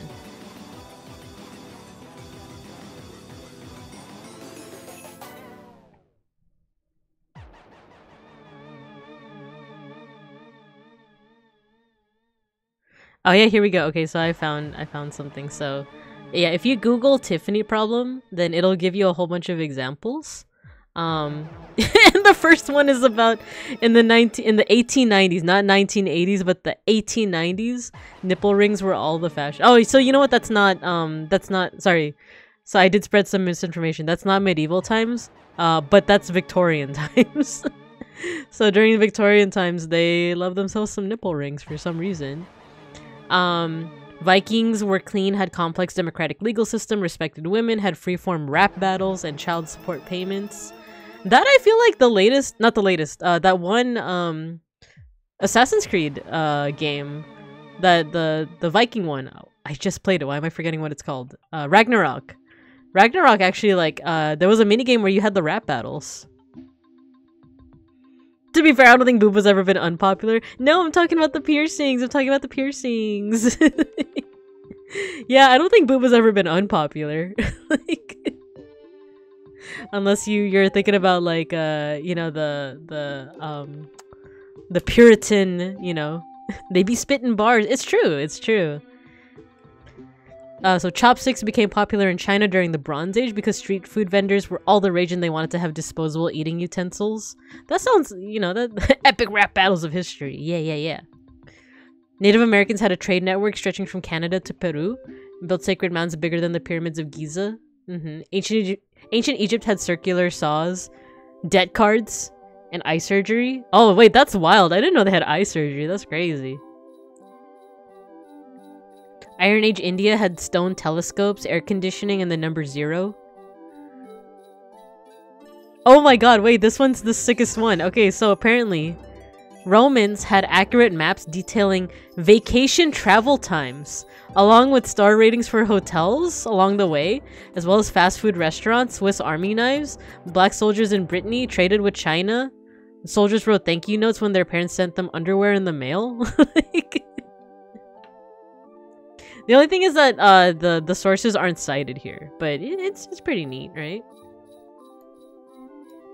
Okay, so all that to come back to this, the Moai statues. They're found in a certain part of an island, right? Like let's just say that this is the island. They're found in like here. However, the stone to that is like made out of the stone that these like Moai statues are made out of, they're not found in that area. Like, you wouldn't find the stone here. You actually found it like on the opposite end over here. So then the question became like, oh, how did the ancient like Polynesians of Easter Island, how did they like carve this and then move it all the way across the island, you know? It seemed like they didn't use like wheels or anything. They didn't use any kind of technology for that. Hello, beeplebees. Hello. We're drawing. I've gone on many tangents. You got the Turon sticker. Nice. I've been going on many tangents. We're drawing an Egyptian god, but now I'm talking about these Moai statues from Easter Island. So the question is, like, you know, how did they transport the statues all the way to the other side of the island? And apparently they went over to like the current day, the modern day descendants of the people that built these statues, and they asked them. And the descendants just said like, oh, they walk there. And people were like, what, the statues? The statues freaking walk there? I don't think so, buddy. And y'all, you're not gonna believe. You're not gonna believe how they did it. Wait, let me catch up on chat before I reveal the big secret. Dude, drawing pixel art diagonally is killing me. Me too. Me too. Diagonal pixel art, it messes me up. I mean, I'd be pretty thankful for clean underwear after a month in the trenches. The tangent juice is always great, Bibinka. Please tell me they use catapults. No, they didn't use catapults. They didn't use catapults. Alright, I'm going to get a GIF right now. Moai statue walking.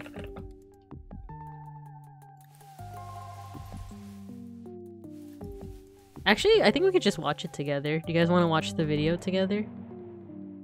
Here, let me put CSP away. Let me pause the music.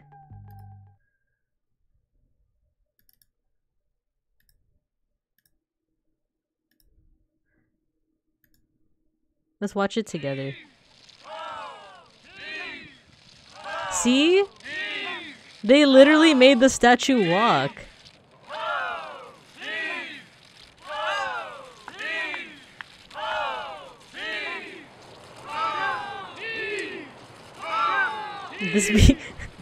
This be me after my nap. Like, this is how I be feeling after my nap. Who said I couldn't walk?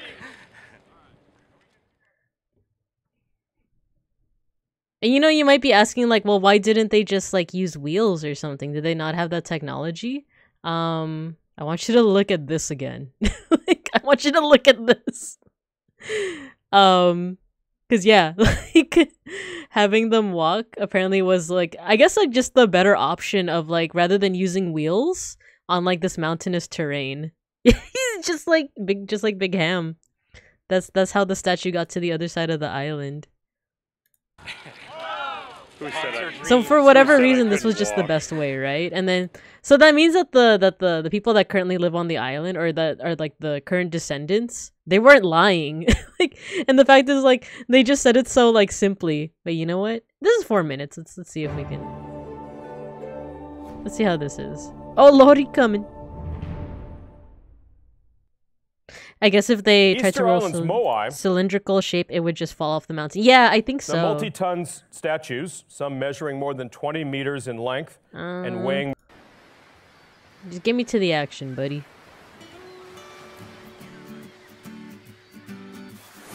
Rapa Nui, there we go.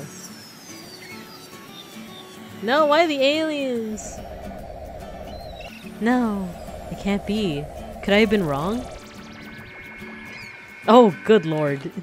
Although some believe extraterrestrials moved the Moai, scientists have more earthbound theories.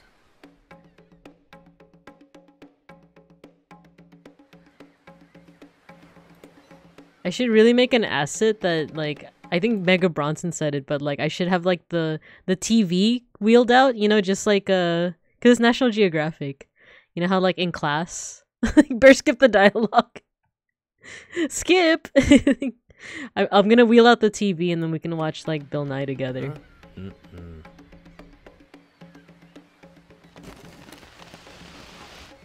I have a personal vendetta with— yeah, we were talking about that before, how, like, it's so insulting to different cultures to be like, oh, people can't do it themselves, it had to be aliens.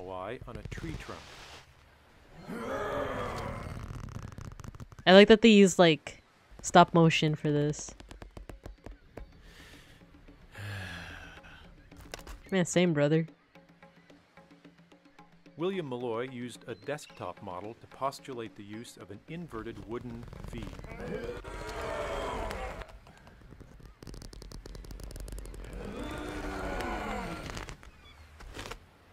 But oral tradition says the statues walked. Yeah, there you go, oral tradition. Czech engineer Pavel worked with Heyerdahl to move a statue what a name. with a twisting motion. People whose first names are the same as their last name are, like, incredible.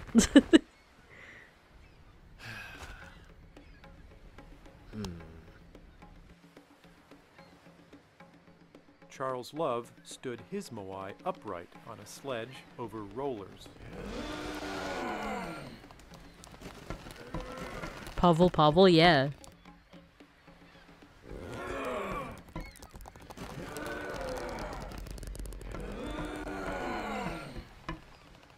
That seems like it would make sense, right? But stories of the walking statues persisted. I suppose it's just like, just get good forehead. So Terry Hunt and Carl Lippo tried a new approach. The engineer guy, I've never They watched said that 3 person small before. Groups could have walked a Moai. I'm gonna check it out. 2 to rock the statue forward and 1 from behind to stabilize it. History of engineering is cool to watch. Oh, I bet.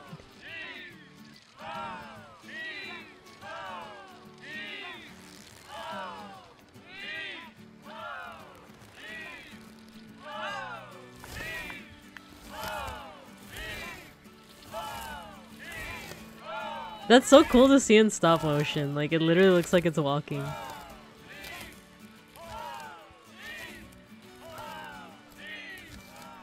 In 2011, and it's also, like, very symbolic, statue right? Like, it makes this sense as, technique. like, a spiritual, like, religious thing, too. While no one theory has proven the mode of locomotion, it's a new look at what may have happened centuries ago. Not make it dance like Santo Niño. See, isn't that neat? See, so ancient peoples were capable of really, really cool things. So that's why ancient aliens like is kind of insulting to that idea, right? It's like, oh yeah, ancient peoples were able to figure out all these different things. They weren't fools, you know? And like I said, they had so much time to do like so many things, like fug, like segs. Okay, hi Bear, do you know Minutemen? I know that that's like a historical term for like the YT channel about archaeology. Oh, I don't. Minutemen. And then what was the one that Banana said? The engineer guy. I'm gonna make the engineer guy. I'm not gonna watch it right now, but I'm gonna have some windows open to make sure that I don't forget. Okay. Back to the long boy. Oh my god. So sometimes, our tip for everyone, sometimes you do need to rest your eyes from your own work, right? So you can come back with, oh, why did I do that? So you can come back with fresh eyes and see what you need to like adjust. Okay, so for example, no, actually, okay, so the proportions I feel like are fine. I could sharpen up a couple of things, right?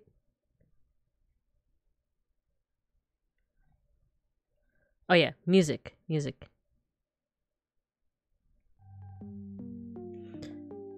Six Minutemen and awful archaeology. I'm gonna look that one up too. So awful archaeology.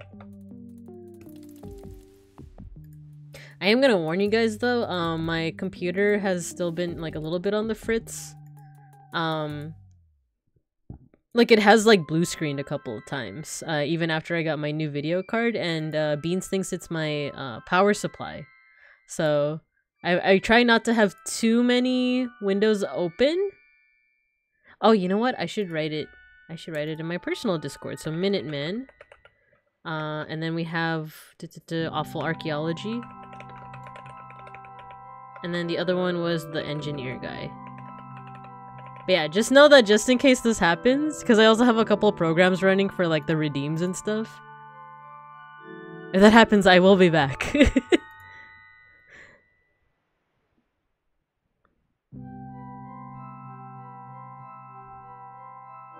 Nobody says that super impressive structures made by white people were actually made by aliens, but the second it's outside... Yeah, no, that's exactly what we were talking about earlier, that like... It's insulting to like both indigenous people from like different cultures around the world, as well as like modern cultures that are just like, you know, like you said, the minute it's outside of Europe, suddenly it's like, oh, surely they couldn't have made this themselves. They needed the help of aliens, obviously. And the thing is, like, I'm not a disbeliever in aliens. I'm more of a disbeliever in like the people that are like, I was abducted by aliens and like, and they probed me and blah blah blah. It's actually... Okay, what do you guys think is scarier?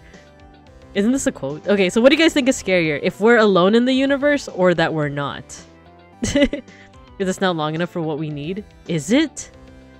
Could it be longer? Could we go longer? She shall return.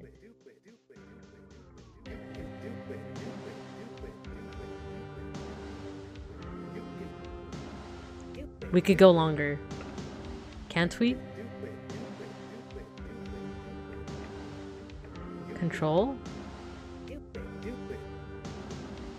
It's reaching his like... Oh, there we go. It needs to go more down. There you go. It needs to go like up to his paw. And it's I just gotta fix it over here. I have to learn how to use the hotkeys. Eraser. There you go. P. Can we get much longer? So long. Being alone? Yeah, being alone is like scary, isn't it? Alone, because that would imply that we're the tail end of existence. Exactly. Isn't that terrifying? that like we're like this Loki gets me a little emotional, but you guys know that gold disc that we sent out into space? The one that's like, look, we're here, we're humans, like we were here and like didn't I do it for you? You know that disc? Like there's no guarantee that disc is ever gonna reach anyone. It's like kind of sad to think about that, like no one's gonna see like us, you know? It's like the pale blue dot. Like everything we've ever known is just here on this pale blue dot, you know? Like every single like good and bad person like has been here, and to think that like if anything were to ever like one of the most terrifying things I ever learned in astronomy class is the fact that like a stray quasar beam could literally end us. Like, wait, not quasar beam, I forgot what it's called, like photon something. A stray beam could easily end the entire planet. And it's like completely random. So like that, isn't that terrifying that like just in the blink of an eye, like everything that we've ever known, everything that we've like built up to, like is just gone, right? That's terrifying. So I think that's why like it's so much more comforting to be like, yeah, there might be aliens and yeah, they might try to conquer us and stuff like that, but at least we wouldn't be alone. Like, when I do it for you, Kermie. He's sniffing. That above my IQ. No, I feel like everyone is it's the thoughts that we have every now and then. I don't think IQ has, which by the way, IQ is a scam. That's another thing. But I know what you mean.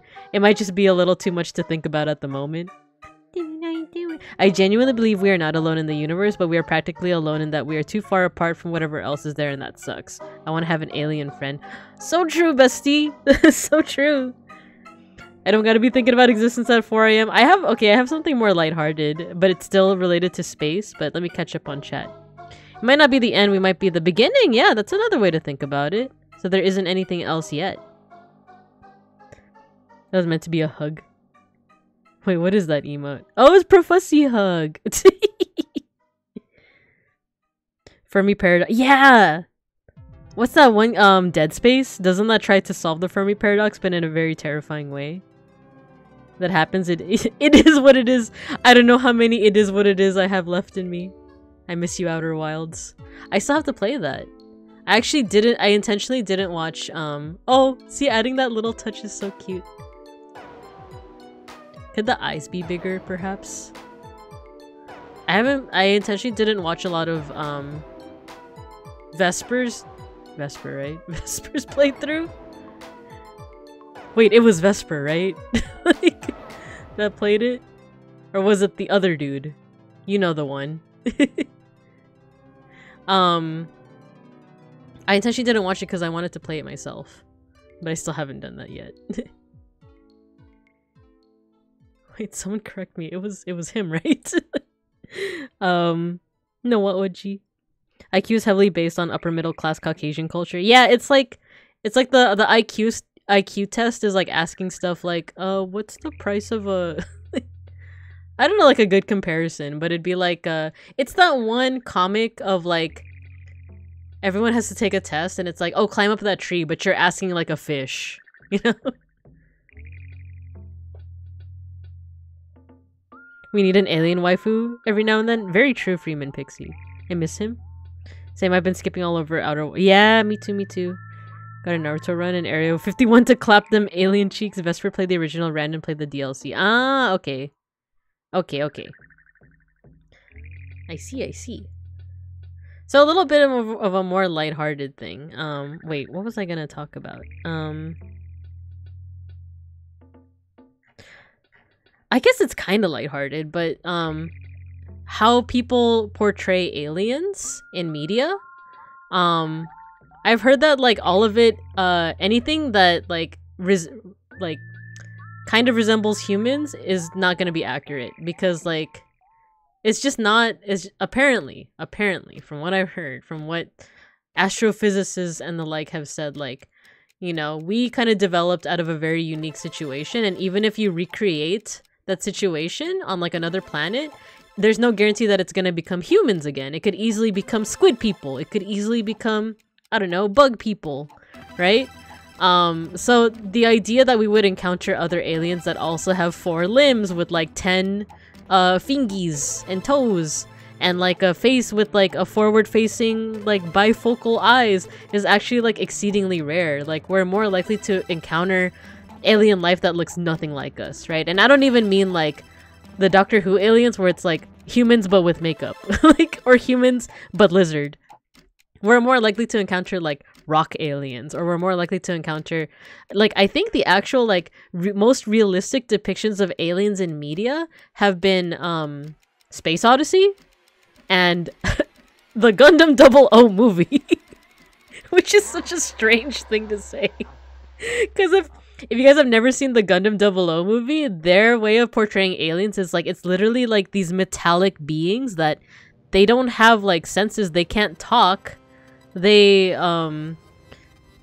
only way that they can communicate with people is by like taking them over. Oh, sorry, spoiler alert. Spoiler alert for the Gundam 00 movie. The only way that they can communicate is by taking people over, but they're not doing it to be malicious. They're not doing it to like control the world. It's because they literally have no other way of communicating. So it's like, oh, if I take over this person, then I can talk to them in their language. So yeah, spoiler for that movie. but yeah, like that, yeah. I love you.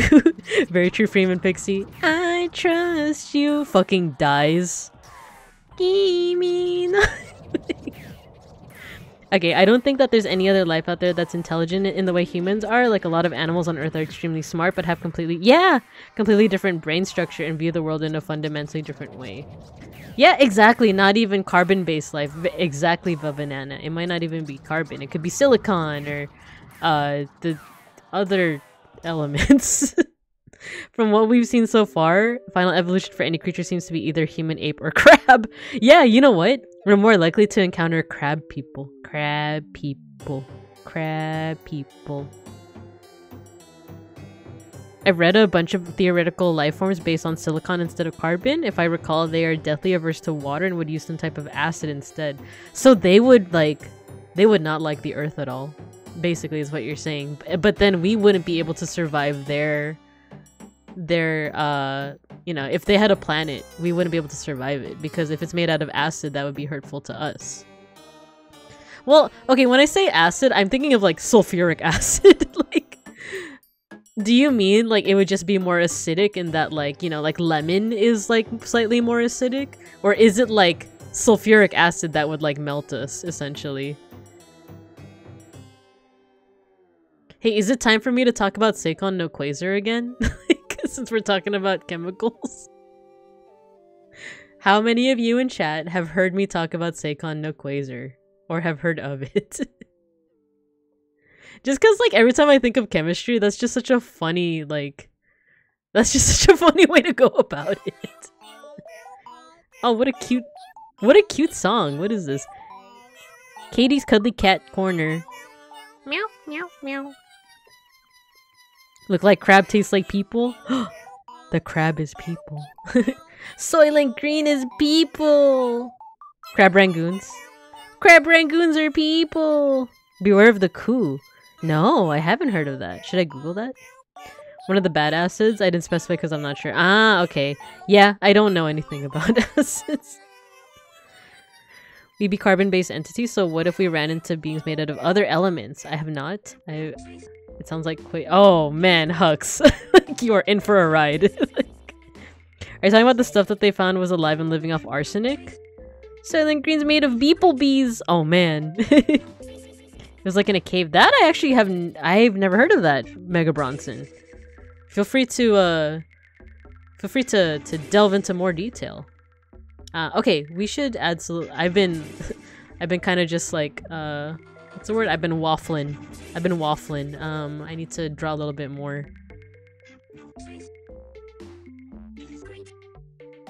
There we go. Little part of wait. This is causing some like artistic tangents, but it's okay. Like where it kind of like crosses but doesn't intersect. Okay, so Quasar quasar. No wait, Seikon no Quasar. Seikon no Quasar for those of who are uninitiated in what the fuck I'm talking about.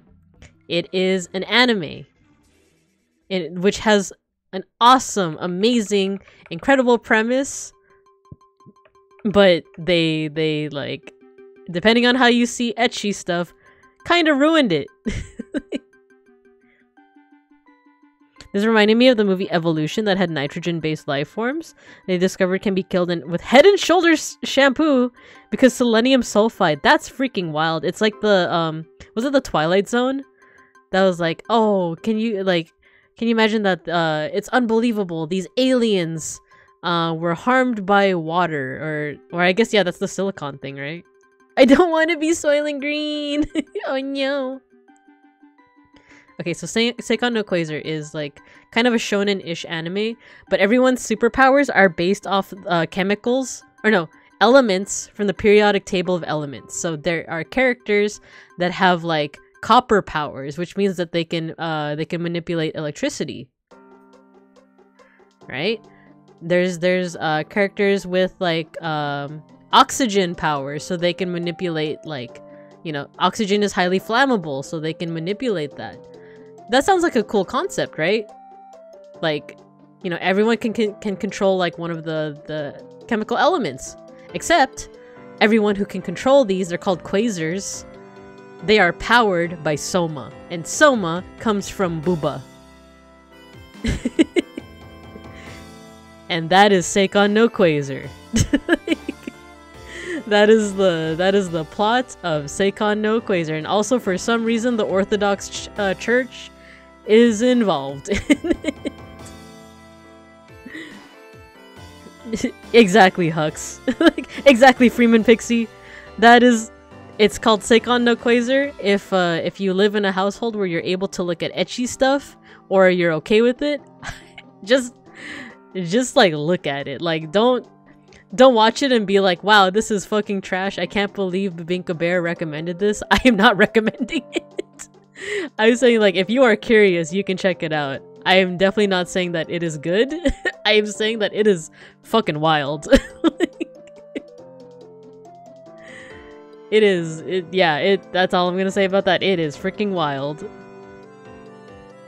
Okay, let's catch up.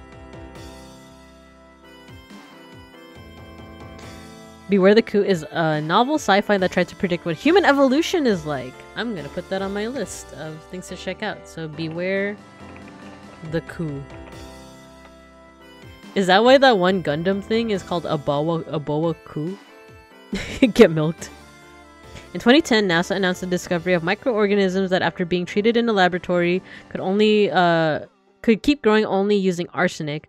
Arsenic, like the person in my chat?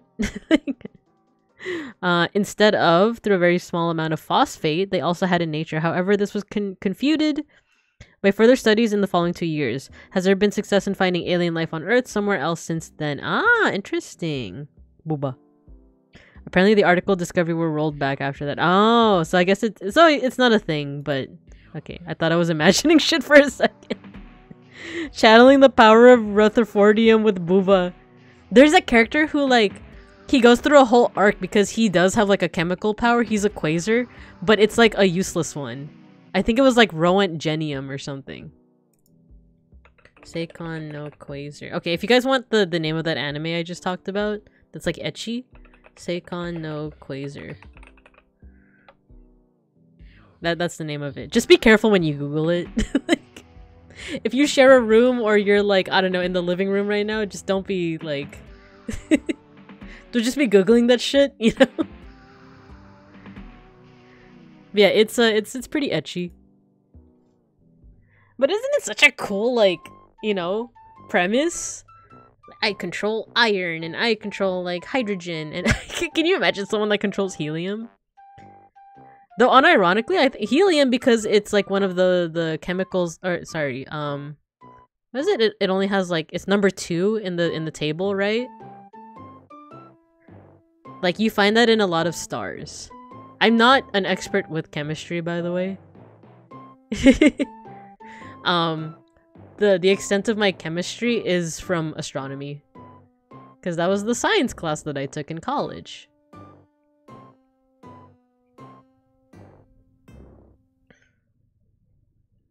I don't know if we're gonna line this. We could try. I read stuff I wanna see. Oh no. Some of us are VTubers. Random moans from Randon are normal. It's pretty cool. It reminds me of that Otome game where all the love interests are elements. Wait, I've never heard of that. Do share if you would like, beeplebees.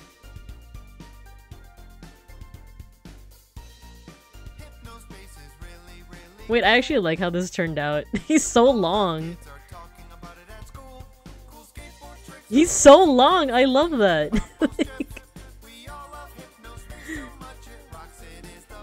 Should we have something to make? Well, I feel like the face shape is already like unique enough, right? But let's do some research on WebWoppet. I keep calling him the wrong name. Let's do some research. See if we can add something.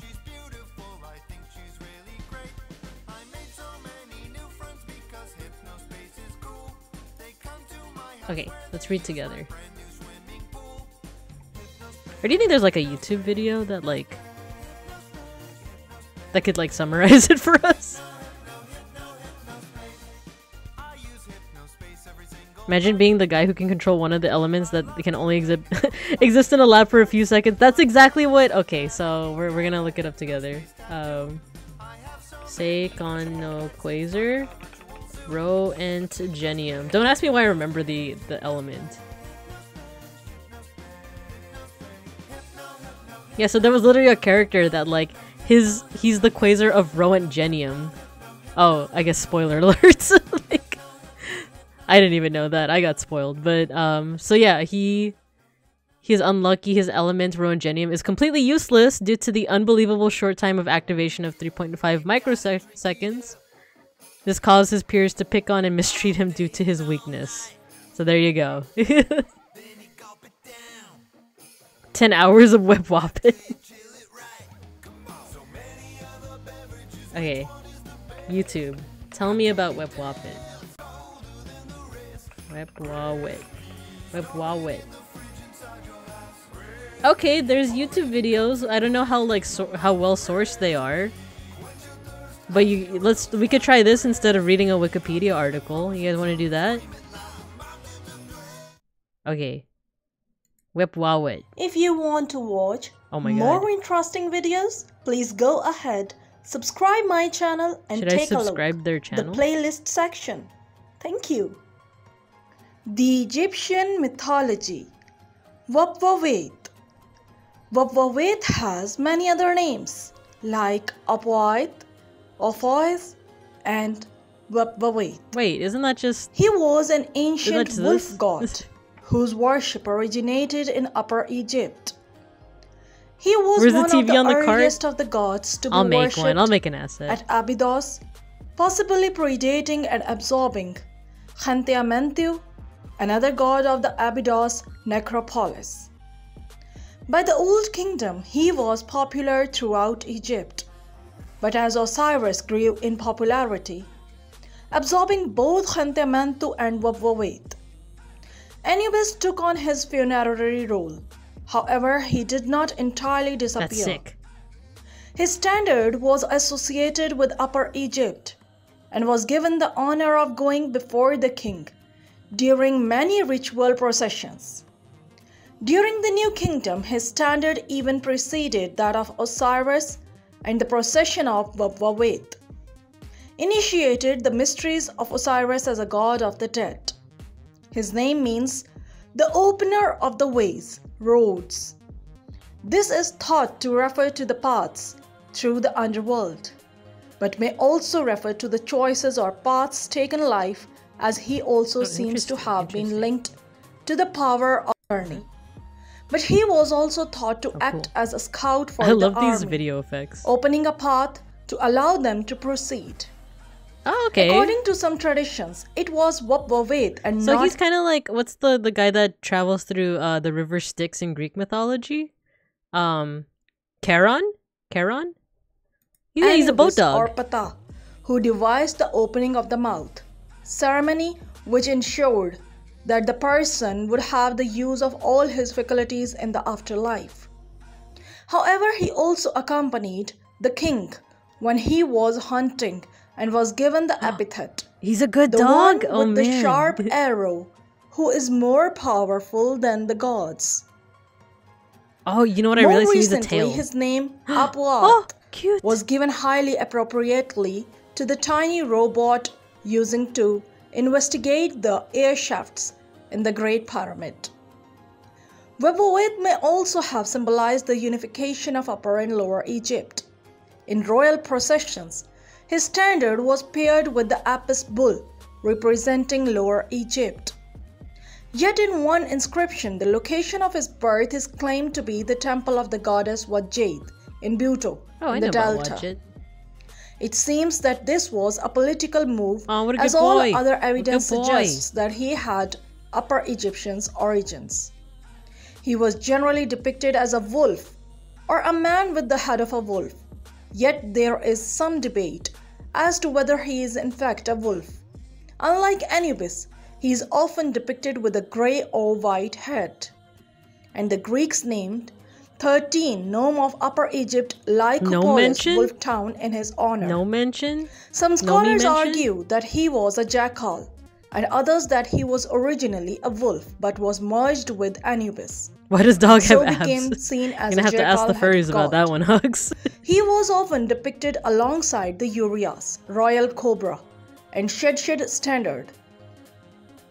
His relationships with the other gods were confused by the merging and shifting of roles throughout Egyptian history. He was closely associated with Anubis, who was originally part of the Ogdoad of Hermopolis, and came to be seen as his son. However, he was also linked to the god Shu of the in need of Heliopolis by the epithet, he who was separated the sky from the earth. When the two theologies merged and Anubis made way for Osiris, the idea developed that Osiris was the father of Anubis. Although his mother was generally not described as Osiris' wife Isis, over here, but rather her sister Nephthys. To complicate matters further, Wabawit was sometimes called the son of Isis and identified as Horus, and therefore the Pharaoh, although she was also seen as the granddaughter of Shu. Okay, this is getting complicated, but I can actually explain a lot of it. So let's go back to the drawing. Okay. Yeah, let's go back to the drawing. The long snout gets me. Okay.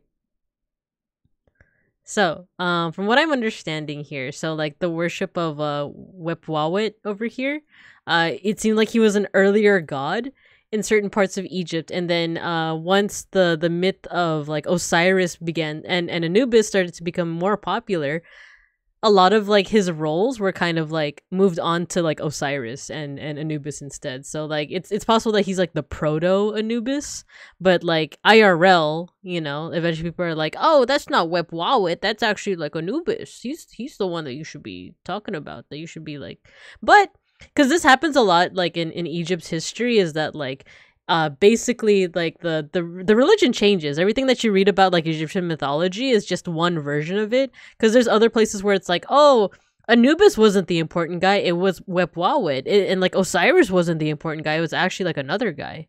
It's actually like Horus. And that's why sometimes you would see like certain gods are merging together, because there's, okay, my buddy Sobek. I love Sobek. So Sobek is a crocodile god. He has a sun on his head for some reason. Sobek is a crocodile, but he's also associated with the sun. And then sometimes he would actually get combined with Horus, who's like a bird. He's a burb. Also has a sun on his head. Oh no, I don't remember if he has a sun or if he has something else on his head.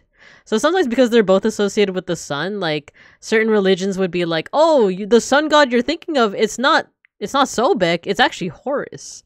So they would combine him, and it would be pretty wild. It'd be like a guy with a bird head, but like a crocodile body.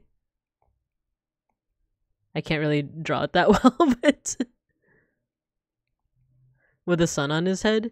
So yeah, so that's why sometimes you see like merging of gods in different religions, because it's like you want to think about it like, you know, with colonialism too. It's like, oh, your god isn't really like a god; it's actually just like a saint, you know. So it's, I don't know, like that's how like sometimes religion also like interacts with like politics. But let me also catch up on chat. The game is called Ketsugo Danshi, Elements with Emotions. It's Square Enix.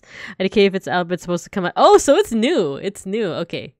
Ketsugo Danshi. Okie dokie. When you get the TV card, we gotta do the Bill Nye watch along. Yeah, of course. Boat dog. Why does the dog have abs? Am I not friends? The drawing looks like a dog begging with puppy eyes. That's just the platypus? No, it's different. It's different. Alright, so shall we get to like actually painting this? I'm like tempted to delete this layer. This layer. Should I just paint over it? My usual thing is this. I usually like put on like colors. If we just use like one, I'm trying to think of like, I usually do this where like it's under the line art layer and then I like color it like that, right? Oh, actually this is a good painting brush too. What the heck? Yeah, you know what? Let's just do that. But I'm also tempted to like paint over, you know, like an actual like, you know, if any of you have ever done like traditional painting. Oh no, wrong layer. Like that, you know? You know what? Let's try this first. Yeah, like an actual painting, and then we'll see if we like it that way, and then otherwise we could default back to like the safe option.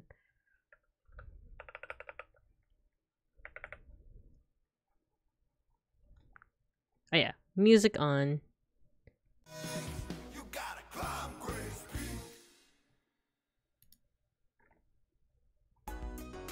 Oh my god, my favorite. It's my favorite.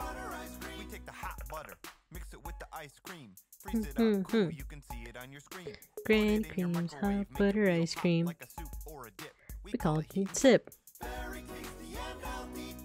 Granny Cream's hot butter ice cream. Oh, is the actual song that short? What a ripoff. No, we need to go a little darker.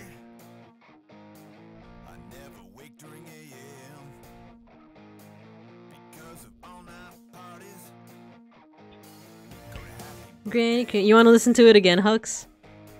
We're gonna listen to it again. Granny Cream's hot butter ice cream.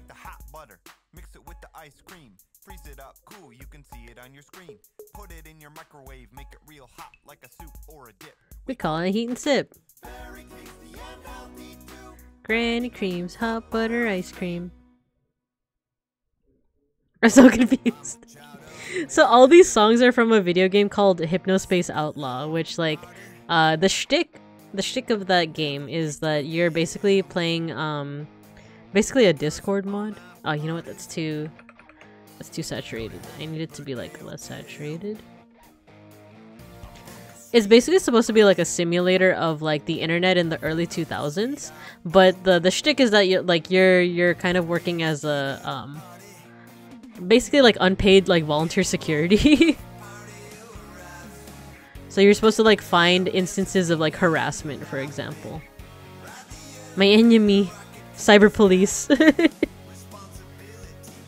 It's like fun if you like grew up in the early 2000s and you remember kind of like the landscape of the internet back then. It's kind of like that.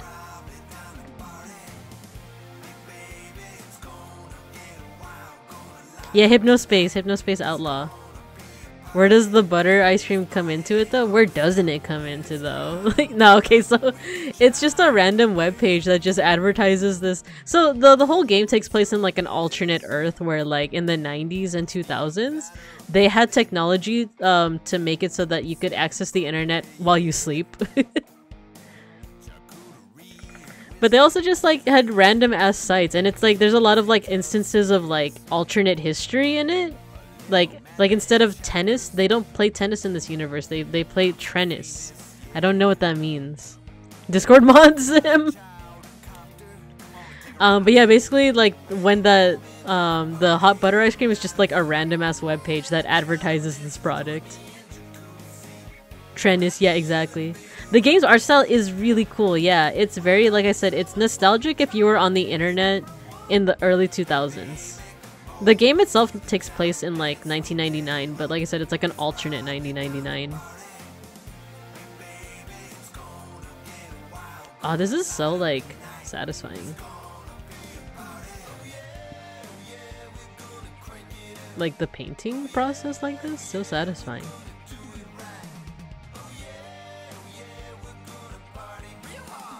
Real hard.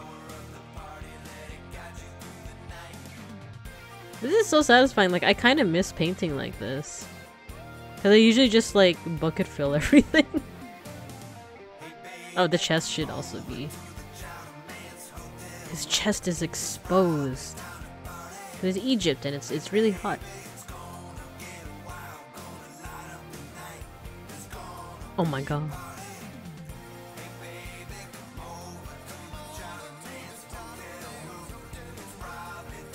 Oh, we were just talking about... Okay. I'm gonna have an underlayer. What should the color of the underlayer be? Let's make it like an orange. Maybe something like that. Let's have an underlayer.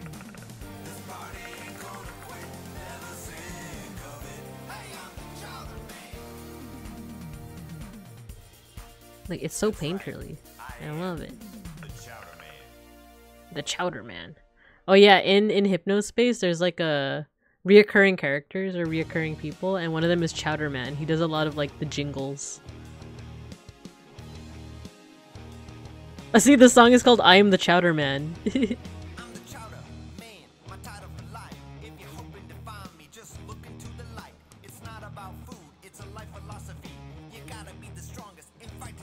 Yeah, oh my god, Counselor Ronnie. I can't wait for that song to pop up. Counselor Ronnie reporting for duty. For duty. Counselor Chowder Man, my Oshi.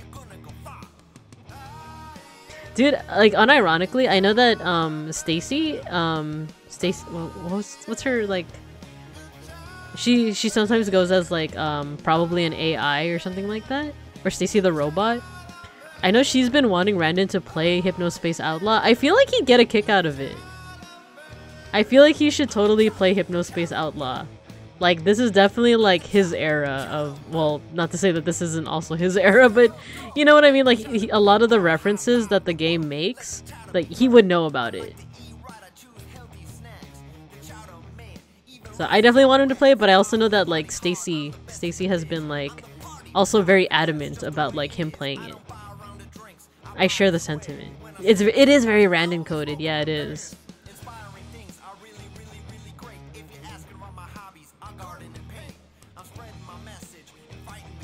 Okay, we have an underpainting now.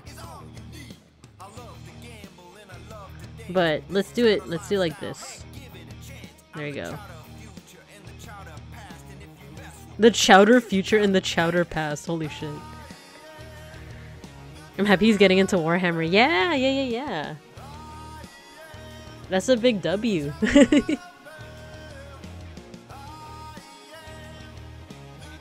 From the very little I've seen of Ice Cream Butter, it's very random. Yeah, I feel like he'd get a kick out of like the surrealism of it. It feels like the seeds I've sown during the Randon malnourished sun avoiding arc is growing fine. That's one way to put that point in his life. Sun avoiding arc. Okay, so we got this stuff down. I am doing this all on one layer, by the way, the painting stuff. I'm gonna try and like do it all on one layer.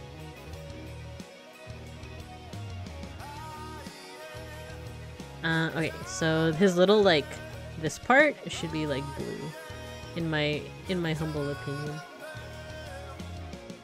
Oh, Control S, let's save.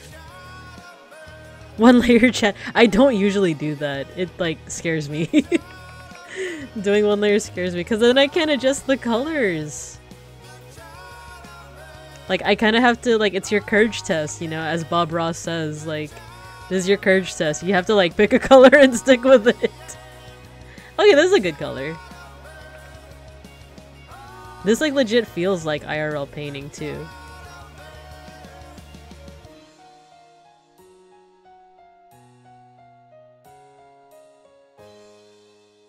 You only do that when you're drawing chibis? Yeah. It's funny because like I'm asking Milky to help me like improve my art, right? And then she had asked me for like guess who's back? Who is this? Crunch is here. Holy shit. So yeah, she had asked me for like a sample of my work essentially so that she can help me like with stuff that I want to improve on. No! Guys, I did it on the wrong layer! I'm a fool! Should I commit? Should I commit? Like, should I just go back? Merge layers and commit? Oh my god. Fuck. Oh my god, Milky's here! Like, commit? Do everything in one layer? Okay. As you wish, Milky, my love.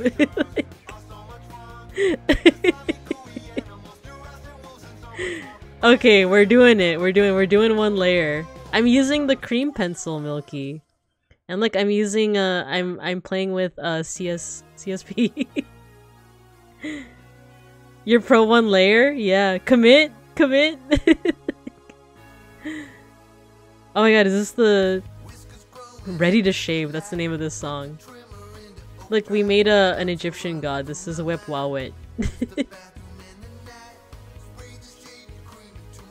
It feels like painting. Okay, what should his like little skirt be? Let's do like more white. Yeah, it feels good. It feels like, you know, it feels like I'm doing traditional art again. You know, like actual painting. It like reminds me of that.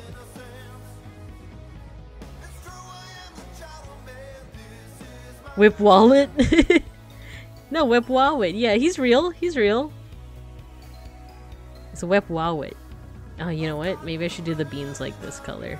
Oh yeah, but I was always saying like, Milky, is it okay that I'm talking about the fact that you're helping me like get better at my art? I wasn't sure if that's like a secret or like, or if it's okay that I talk about it. I kind of just started. Oh, it's okay? Okay, cool. Yeah, so like she had asked me for like an art piece that I had done as like a sample, and it made me realize I haven't done like, you know, like non-chibi, like streamer related art since the summer. Like, the summer before the Magnoir graduation.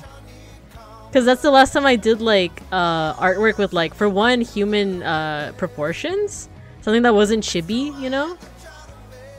That's literally the last time I did, because I did a piece of like Vesper and Magni, right?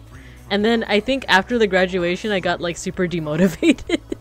And but like I still did art though. I still did art. I still made like chibis. I made like, you know, I did fan art for Gold Bullet, for Ruse, but that was all chibis and that was all pixel art. So literally the last time I did like a large scale kind of like artwork was the summer. Like, yeah, like I guess I didn't realize how demotivated I got, but you know, I still like, that was also the start of like my streamer arc, right? So it's not all bad. It's not like I was completely demotivated to the point where I couldn't do anything. It's just that like I pivoted to something else. But yeah, it was just funny like me trying to find samples, because like the Vesper and Magni one that I made, not the gender bent, not the female one, but the last like Vesper Magni one that I made, I was proud of it, but like I don't know, something about it now I'm like I'm still kind of like dissatisfied with how I did like the proportions. But maybe we can still, because that's the point, right? That's the point, is to like improve on that artwork. But the Battle one that I sent you is also a bit more of like of a highlight of what I want to improve on. Okay, let's do gold. We will improve. Yeah, exactly. I'm excited. And I'm working from home tomorrow, so like unfortunately like I can't I can't do our art sessions in the afternoon or the morning or afternoon because I still have to like do meetings and stuff. But I can finally recover my energy because today I freaking knocked out after I got home from work. Now, you know what? If we're doing gold, should it be like more like this? Oh, this brush feels so nice. Gold bullet. Yeah, I need more bullets. That's good. Your evening will be afternoon for me. Yeah, so like this time would be doable. Oh, also like I'm gonna have the apartment to myself in a way because Beans has to go house sit for his dad tomorrow. Not that that would like affect anything. It's not like me being like, we can talk about sassy things, because he's usually right next to me when I'm like talking about sassy things. But also like there are sometimes where he wants to play Overwatch with his friends, and I don't want to interrupt that. But now like I can actually like we would be able to like go on for longer is what I'm saying. Ladies' night, exactly. But who am I to interrupt with his Overwatch time, right? Right, Mega Bronson, if you're still here? You guys are having a good time with Overwatch, right? It's not like a recent update. It's like vastly affected the experience for you guys, am I right? Am I right, ladies? Like, I don't know if he's still here, but also Beans is currently in class, so I don't know if anyone else here has been playing like Overwatch. Because I don't play it. I don't play it at all, but I've just been like overhearing things, but... Wait, I just realized I've been using like the lighter color. I should be using the... It's been a minute.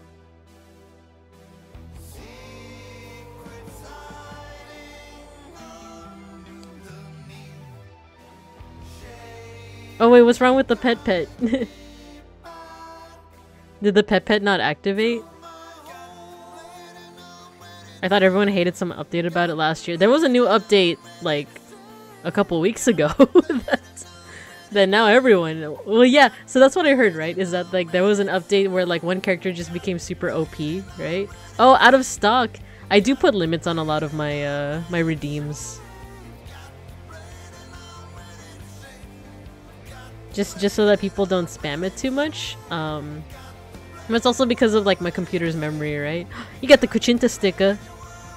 Wait, who redeemed that just now? Oh, Milky! You got the Kuchinta sticker. I do like Kuchinta, but it's not one of my like favorites. Oh, it's your favorite? Nice. For me, it's like I have the taste buds of a 5-year-old. So like, so for me, it's like, oh, leche flan. Give me the leche flan. Oh, this is also gold. All of this is gold. Gold bullet. I need more bullets. I feel like, okay, so this top part should be separated from the bottom in a way, but I gotta figure that out.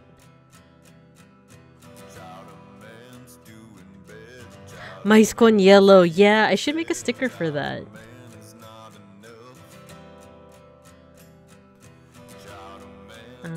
Let's see. Oh, we should do white. Let's do white.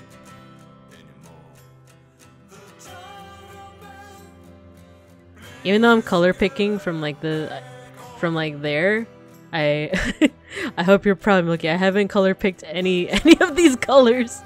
I've just been eyeballing it.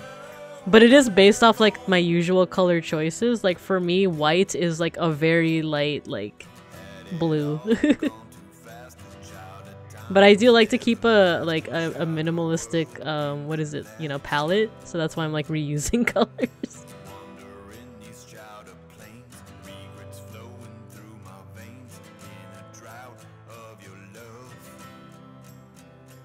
I'm safe.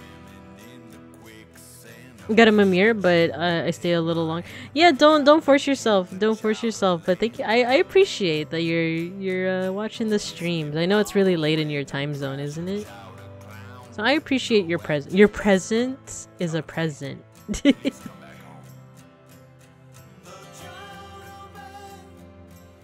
One layer scares me. I can't like, you know, the lines are gone now. How will I reference it, you know?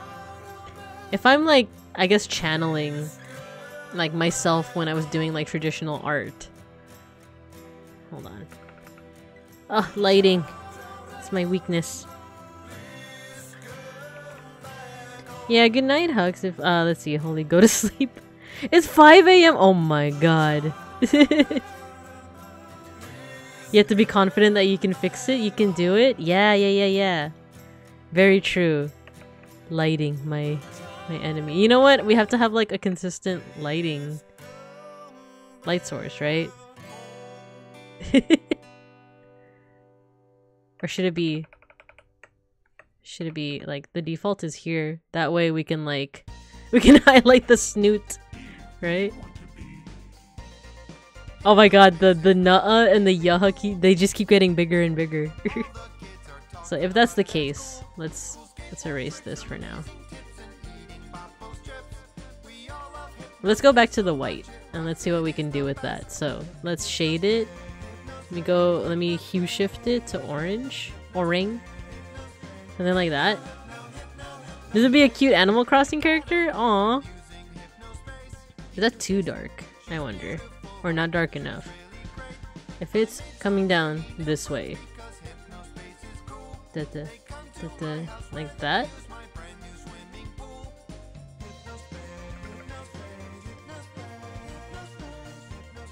A cute AC character? Why, thank you. It would be even darker here, huh? Like this should actually be like an even darker value.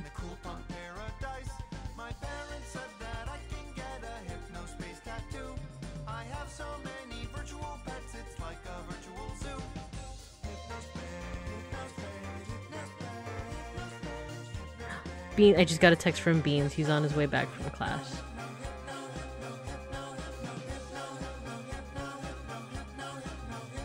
What is this song? It's Hypnospace is cool.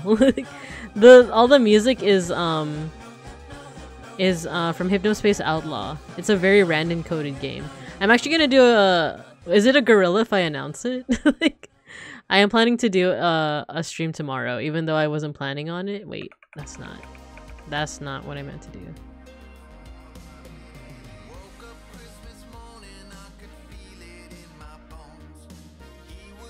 But yeah, I'm gonna play Hypnospace Outlaw tomorrow. I thought I finished the game until I uploaded the VOD on YouTube and someone was like, oh, you didn't. Yeah, actually you didn't finish it. So I'm like, oh, well, if I didn't, then I probably should, huh?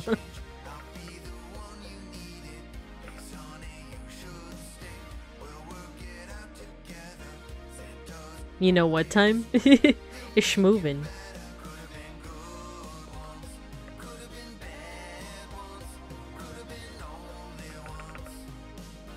Yeah, so one of my biggest weaknesses that I want to improve on with art is shading. Or just like logically, like figuring out logically like where the light falls. So like, you know, obviously the snooter would cast a shadow, right? So how would that's what's like kind of confusing me, like how would the shadow like go? Would it go like here, you know? You DM'd me? Okay, thank you.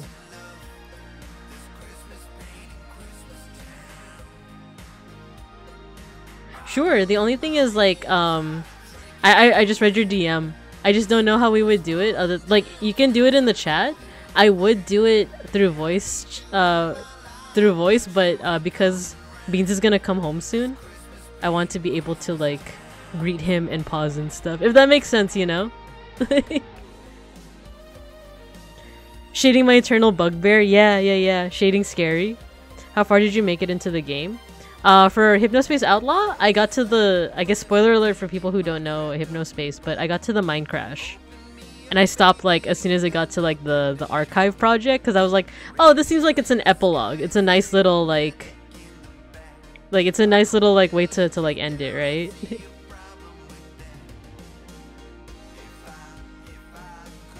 Yeah, if it's okay. I'm sorry, Milky. I do want to like get through it, but I think like I said, I'm more comfortable for our ladies' night, you know?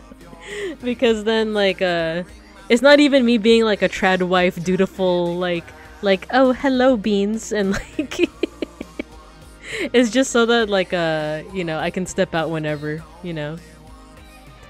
Yeah, we'll have our ladies' night. I know. Beats is beating me. Holy shit. Oh my god, can you imagine? It's like a martini but with like beans. That would be like okay, but okay, you know what though? So I did get a present, like a food present for Beans today. I got him an apple empanada from this cafe that I stopped by at. Because it's vegan. It's vegan, right? Instead of an olive, it's a bean. Welcome home, Beans. Curtsy. Welcome home, husband. Or what's the Japanese line again? What's the meme line? Like, you know, will you have a shower or dinner or me? Wait. Shower, dinner, or me? I need to say it in Japanese though. There we go. Okay, okay, let's say that Beans comes home. Gohan ni suru? Ofuri ni suru? Soretomo watashi? And he'd be like, what? He'll be like, where's my apple empanada? No! Mega Bronze, no hugs. Why? You don't like it? Yeah, because I'm supposed to be a teacher, right? It's kind of weird if your teacher just starts saying shit like that. All I thought about was the clip about the husband shitting. What? The what? Why'd you blame me first? Because your comment was directly under the redeem on my chat.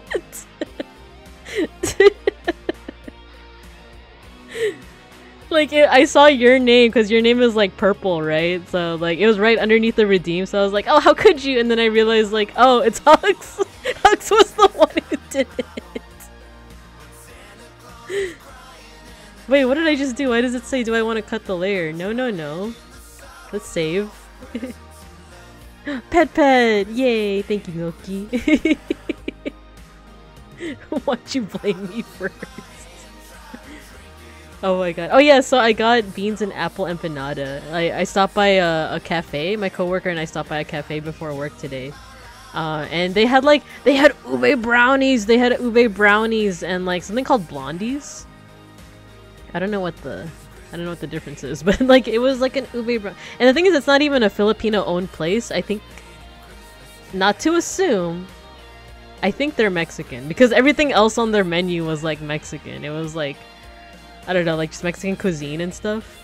Like, oh, stop shrimping. Okay, if you insist, I will stop shrimping.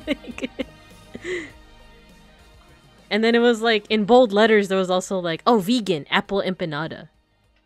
And I was like, oh, Beans is vegan. Let me buy that for him. So I come home, I give it to him, and he's like happy. But then he's like, oh, I'm gonna try to be keto. Like I'm trying a keto diet, and I'm like, keto and vegan. You know how hard that is? Like, but I think he I feel bad because eventually he got like we're in like a group chat with his family and he was like, oh, I don't know if I'll do keto because like he said he was feeling like kind of out of it. So so maybe he'll come back home and eat the apple empanada. But I felt bad because it was like, oh, did I make him feel bad? Like, for not like accepting my apple empanada? Is this the end? Nah, I'm just shit posting. It's like a clip of an anime. I don't know if it's fake subtitle, but he comes home from work and she's like, do you want food, a shower, or do you need to poop? And he goes, no, I need to poop, and she starts crying about how he's shitting somewhere else. I think I've seen that one. Did you link it in like the banana chat? Like I feel like I've seen that one. Isn't Blondie a vanilla brownie? Oh, then what's the point of saying like an ube blondie? Because it's like, why not just say an ube brownie? Like that's why I'm like, is it something different? Damn, I want meat in my apple empanada. Yeah, what can you eat if you're keto and vegan? Yeah, apparently it's like a lot of like vegetables. Like you can't even have fruit. I like read. I tried to be a dutiful bear wife and read into it, and I'm like, you can't have fruit. What do you mean you can't have fruit? Like, I think keto is like low carb, right? You can eat a shit ton of wheat bread. Is bread keto?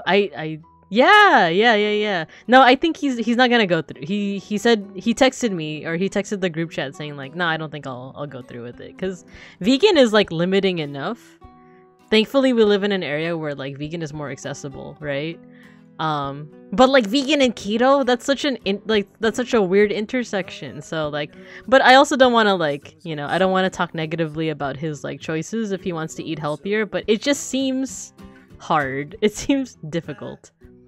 This reminded me, I saw earlier Taco Bell started doing fake empanadas. They even have stupid Taco Bell food name. Keto's hard? Yeah. Ube is an exotic ingredient. It's very likely I posted in banana chat. No fruit. Ube is. Keto sounds like suffering? Yeah. Bro's just gonna photosynthesize. Basically means it's like the old, I don't like food anymore. No, he's gonna eat the apple empanada. He's gonna eat the food. Keto these nuts. You gonna grow roots and take nutrients from the ground. Nuts are keto. Yeah, like for me, I've never looked into like keto as a diet, just because like to me, like I don't know, I much prefer, well, for one thing, I'm pescatarian because I love fish. I can't go without my fish. Or I guess in my case, like shrimp. I love shrimp. You know what? We have tilapia in the fridge. Oh my god. We have tilapia in the fridge. Guys. There's tilapia in the fridge. I'm gonna get some after this. He has since moved to a different diet. My dad did keto and it looks so unhealthy. Yeah, because it's like a lot of meat, isn't it? If you pronounce keto with a hard I, it means fuck in Bicolano. Quito? Or keto? Quito? Quito! Bear needs her fish. Put the fish in the ice cream container? No. No. Keto can really fuck you up with moods. Oh, really? Oh no. Activate the Filipino genes? Not the fish in the ice cream container. Getting into ketosis is difficult. See, that's all the stuff that I don't really, like, understand, you know? I don't understand what is meant by that. You know what? You know, like, a way that I kind of cheated? Maybe this will be one thing that we can also go through together during ladies' night, Milky, is this one, but I also just like go over my outlines in like a darker color. Is that cheating? Like that? Is he doing keto for diet or health? Health. Like, I think he does want to lose weight. I also would like to lose weight. Or you know what? It's not even for me. Like, I don't mind being as thickums as I am. Like, I just want to not feel like I'm dying.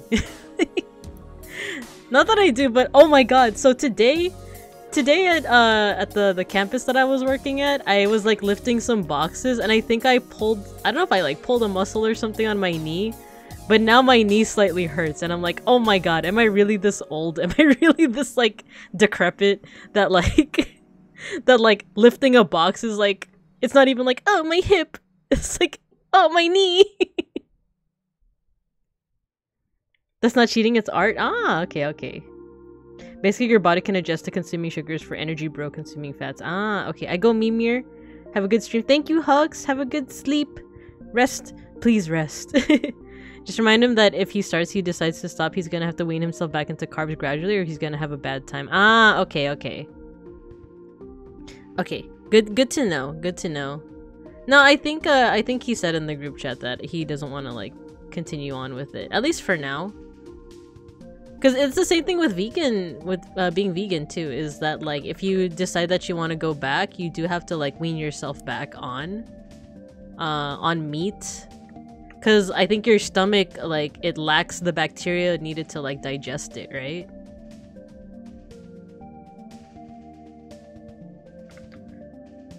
However, I have had it's gonna sound wrong when I say I've had accidents, not accidents, but like I've been to Filipino parties, like family parties.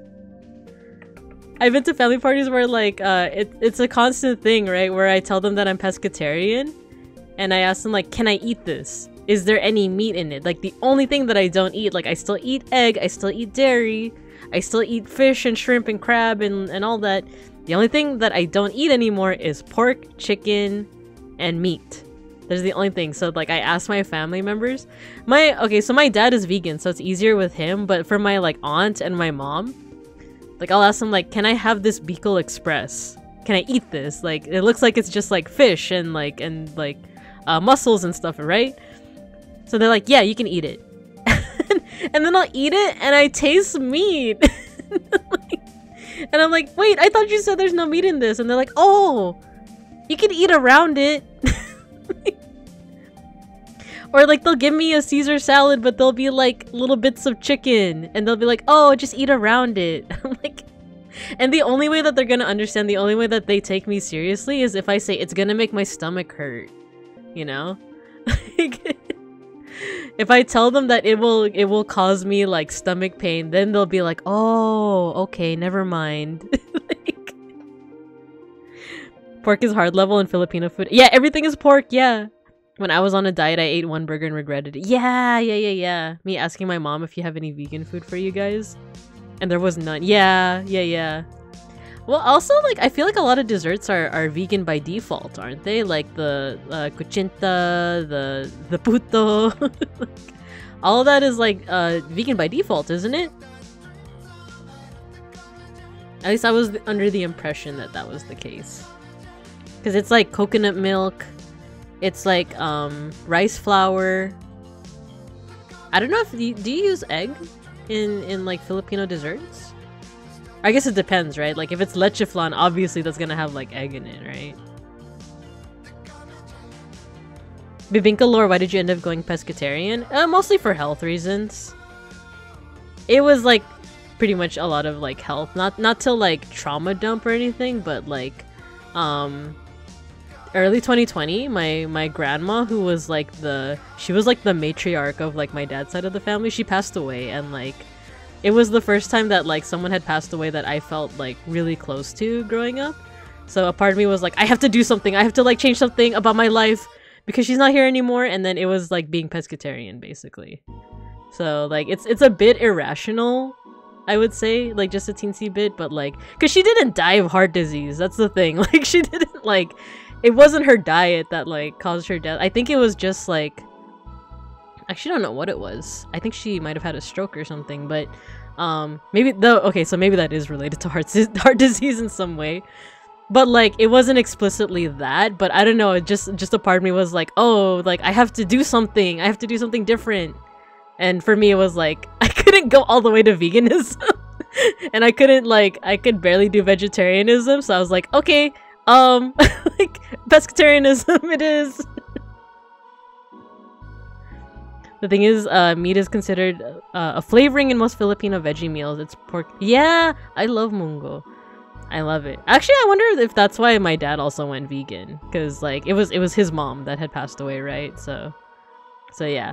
Wait, my grandma also passed away in early 2020. Are we related, bro? Like considering how many like how extensive like the families are, maybe like probably, because like at her funeral, like we had like a little pamphlet that was like, oh, she left this world with like this many kids and this many grandkids and this many great grandkids, and I was like, she had great grandkids. Like, and like, oh wait, yeah, she did have great grandkids. No, wait, you know what, it was like, so she had her kids, right, and then her grandkids is like in the double digits, right? Her great-grandkids, because some of her great-grandkids are my age. Just because, like, my dad is the youngest, and he's the youngest in his family. So the age difference between me and then, like, his siblings' children is, like, 20 years. So, like, I have cousins that are 20 years older than me, so they already have kids. So, like, my, like, I guess I call them cousins, but they would be, like, you know, cousins once removed or whatever. Or, you know what? I call them nieces and nephews. They're my age.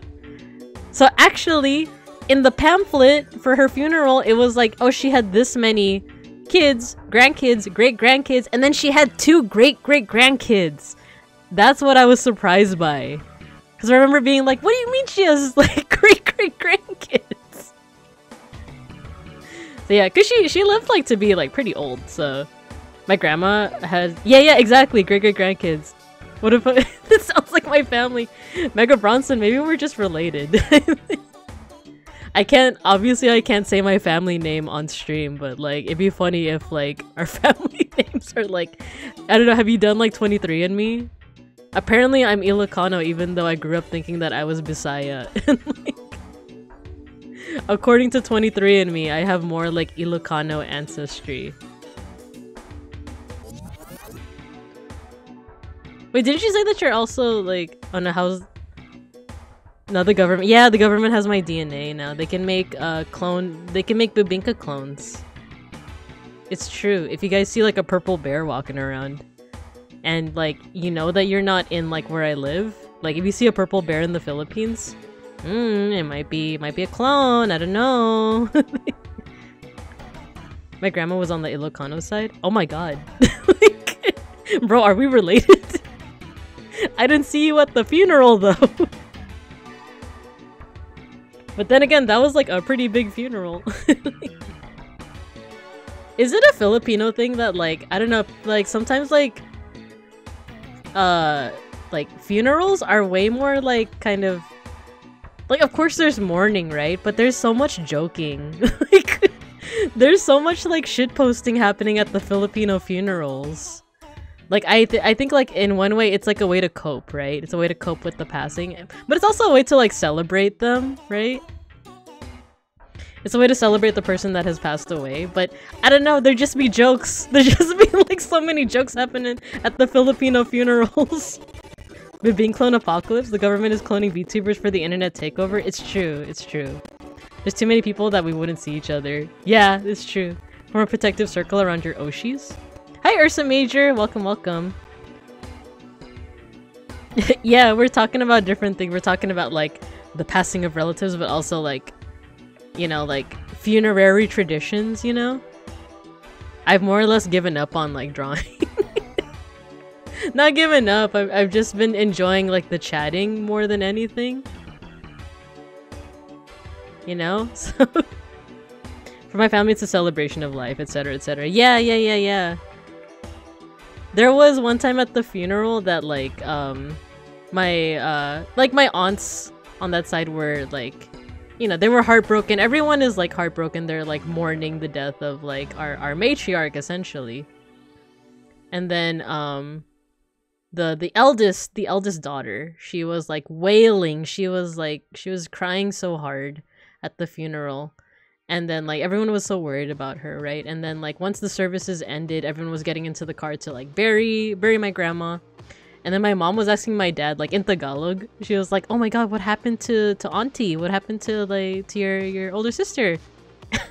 My dad just like super casually is like, "Oh, she died." Like, I did like a double take, like, why are you joking about that?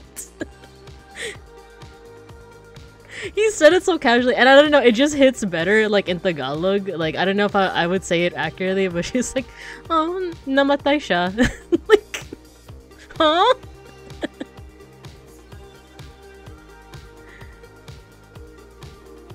There were like other jokes happening too, but like that's the one that stood out to me because like I had to translate it for my brother because like my brother was like, why are you making that face right now? I was like, it's because our dad just said like the most out-of-pocket thing right now.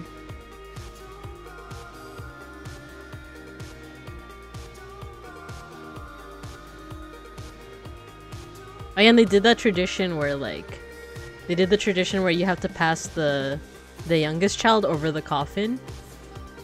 You guys know about that tradition that for, I don't know if it's just Filipinos, but like, there's this tradition where you pass the child, like the youngest in the family, like over the coffin, and I think it's supposed to be like, it's either good luck or it's to ward away like death, right? Eat the child over the coffin. apparently me and my two cousins were that children when my grandpa died. When my like paternal grandpa died, he died when I was like 6. But my cousins were like 5 and 4, and I think we were the youngest at the time. So like we were the children that were yeeted. When my grandma on my mom's side passed away, my cousin just had her baby and was like, "Oh my god, my baby didn't even get a picture with her." And my brother right away was like, "Just go take one right now." Just go take one right now, yeah. Another thing is, this one is like a little bit sadder, but like my cousin passed away, has it already been a year? I think I mentioned this on stream before, but my cousin, who was like just a couple years older than me, passed away due to heart disease. But at his funeral too, there was freaking jokes. Like, the chosen ones, yeah. Like, I don't know what it is, like, why do we joke around so much during the funeral? Because they were joking about, like, it was kind of like, it was like in good faith too, but it was stuff that was like, talking about like, oh, that guy likes to drink a lot. Like, you know, he's probably drinking up in heaven right now. The drunk, you know, like, it's kind of like disrespectful, but because it was like his close friends that were saying it, it was just like, it's like a weird mix of like, are they being disrespectful, or is it just like them kind of like honoring the person that passed away? Okay, so as you can see, I'm kind of doing whatever with the shading now. I've kind of just like accepted that this is more of a Zatsu than anything. My shading makes no sense, but it's also nice to chill with you guys. But I think in a little bit, once Beans gets back, I'll probably call it.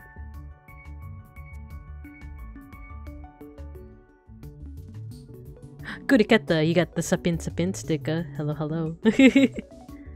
Yeah, congrats.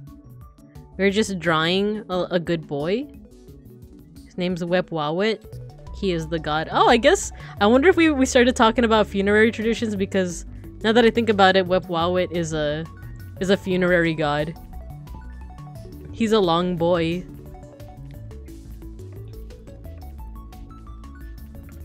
This part doesn't make sense now that I think about it. It should have something like that.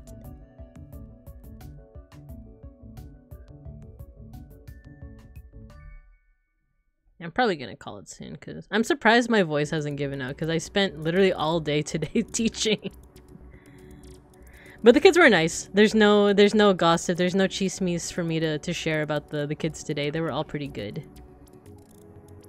Actually, there's a little bit of gossip. So, are you guys familiar with... Yeah, rest my voice. Yeah, I will. It's funny, as soon as I got home, I didn't talk at all. Well, it's also because Beans went off to class, and then I took a nap. And that's why I was slightly late today.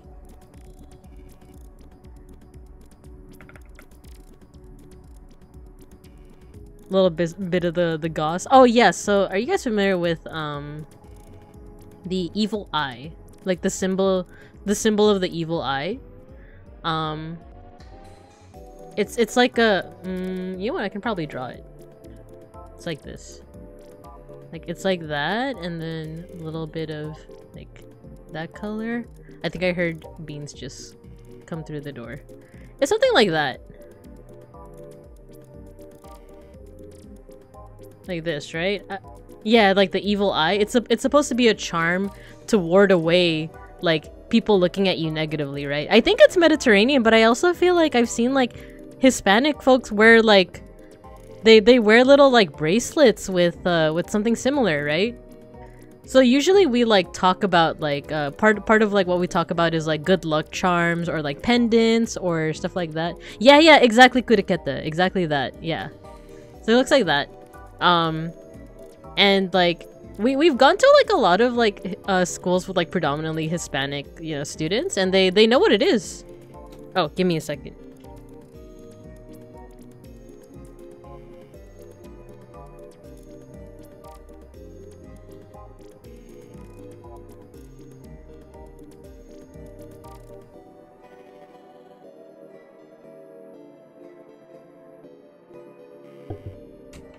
Okay, yeah, so Beans is back. Woo! That one sneaks into. Oh, hello, May Shark. Hello, hello. It's kind of popular as charms here. Okay, yeah. So like, there's a good amount of like Hispanic students that know about it. They know what that is. They know what it represents. But for some reason at this school, we had the complete opposite experience where not only did some students knew about it, but some students swore that it was like a satanic symbol. They were like, I don't know, they were saying that like, oh, that's like a portal to the spirit world. Like you shouldn't have that because it's like, you know, that's like satanic, you know? And I don't know, that was the first time we experienced that because we're so used to students like knowing that like, oh, it's supposed to ward away evil. That it's like a good luck charm for you to have so that you don't, you know, you don't, people don't like give you the stink eye, essentially. So it's the first time that we've had students that either didn't know it or they were like, it was multiple students too. It was multiple students that were like, oh, that's evil, you know? So I don't know. And the thing is like they were of like Latino Hispanic descent. So like that's why we were confused. We were like, oh, we're so used to like students knowing about that. Like, so I don't know. It was just a first. It's not even really gossip. It's just more of like, oh, that's interesting. Like, why? Oh, you never knew of that until after college. Yeah. Yeah, and it's not necessarily them not knowing it that's the issue. It's more so them saying that it's something satanic. Because we're so used to students thinking that it's a good luck charm, right? I think that's what was more confusing to us. Like, yeah, if you don't know what it is, like that's totally fine. But it's more of them being like, oh, it's satanic. It's a portal. Like I think they literally used the word like portal. It's a portal to like another world. Or to the spirit world. So I don't know. That was like the main thing from today was like, oh, what do you mean by that?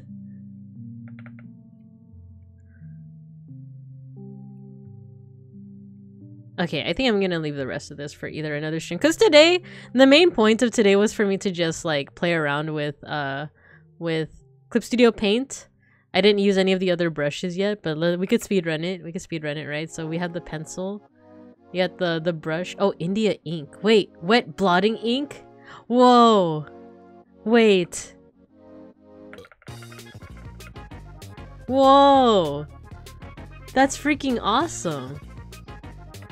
It's like, it has texture. Holy crap. Like earlier I was talking about like the critique with like digital art is that like, you know, traditional art like naturally just has like texture, right? But like you can't always get that with digital art. Oh my gosh. If that's a portal, we can't fit into the little bead portals. This is a brush that copies Copic markers? Wait, that's awesome. How's the arting going? Hello, welcome back, Babanana. We're calling it soon. We're gonna end soon. But yeah, we have our we have Wep-Wawit. We have Wep-Wawit, the long boy, you know. There's an oil paint texture too. So we're just speeding through all of through everything and then we'll call it noise. Oh wow, look. Decoration. Oh yeah, and there's more like here too. Running color spray. Oh. Yo, this song rocks. What is this? Wigglecore? Floor Baba? I've never heard of it. I guess the playlist stopped. Rose. Wow. Wait, let's save. Feather. It is causing a teensy bit of lag, but that's fine. Sparkle! Guys, you guys want to see Wep-Wawit Sparkle? Wow!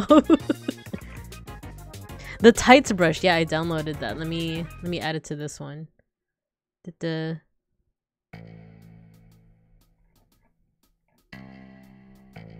it this one? I gotta ask, did you recommend this one because I showed you the Betel one? The Betel art? Whoa! That's awesome! Sparkles make everything shine. It adds the uwu factor. It looks like the yeah, that's what we were going for. That's what we were going for. Wouldn't I do it for you? Put it on another layer. There we go. It goes with the song. It goes with the song. Wouldn't I do it for you? Kermie Rubble. Whoa, it's crazy. It's a sparkle dog, yeah. Book. Whoa. Clothing? Lace? I never have to draw it manually ever again, as if I did that in the past, which I never really did. Holy shit. It's a whole new world. Anal beads? Incredible.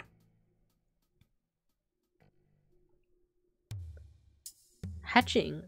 Oh, I like hatching.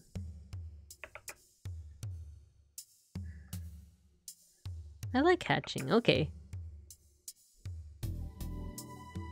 What else? Blend. Will it blend? Oh, it's kind of like a muddy one, but there's probably like, yeah, so textured. Oh. Wait, this sounds like Valhalla. Oh, it is Valhalla. Like, it is Valhalla. What beads? Bead chain.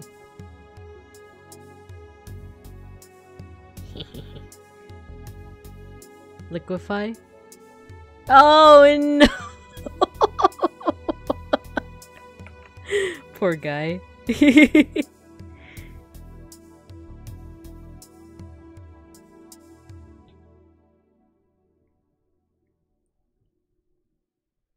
Wait, how do I add the...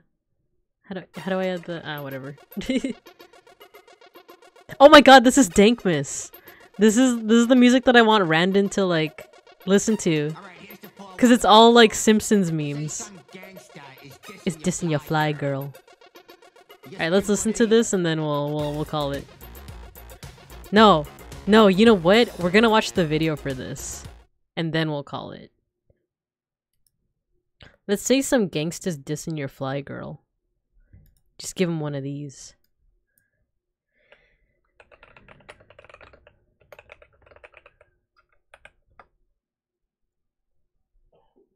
Oh, you're right. We should open up the pit. Okay, yeah.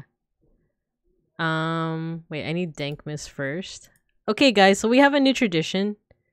I thought it was just gonna be, hey! We have a new tradition. It's we're gonna open up the pit. Hey! I keep forgetting that F1 always activates this for Chrome. Well, I was gonna head out because I was gonna go to it, but this is important, so I'll stay another minute. Yeah, let's do this. Let's do this. Okay, stop throwing things at me! Okay, you know what? I forgot to show you this. We're going to detention, everyone. You guys keep on... I forgot. I have a new thing. We are gonna mosh, but... You see what you did? You guys have detention. We're gonna think about what we did. You guys start stretching in the middle. No, why are you throwing multiple things at me? No. Oh wait, I don't have the throw thing. If we're in hell, so I'm gonna go ahead and let all of that play out. Coffee jelly sticker. There you go. This is my home. I don't mind. Alright, I'm gonna wait until all the redeems like work the I'm gonna wait till they all just get it out of your system, everyone. Get it out of your system. Like, go ahead, get it all out, and then we're going to detention. We're going to detention. Aw, thanks for the pet.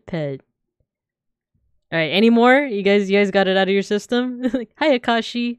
We're actually ending soon. We're gonna go to detention, and then we're gonna do our mosh pit. Our ending mosh pit. You can join in. All you have to do is you gotta spam.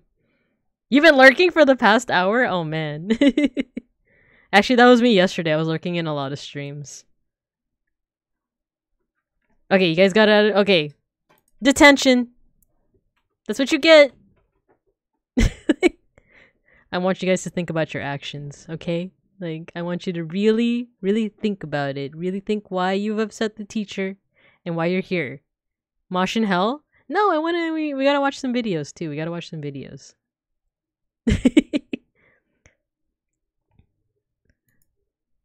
Okay. You guys ready to mosh? We're gonna do it to Dankmas. It feels like home. You censored boobas but didn't censor the flute? No, yeah, I don't...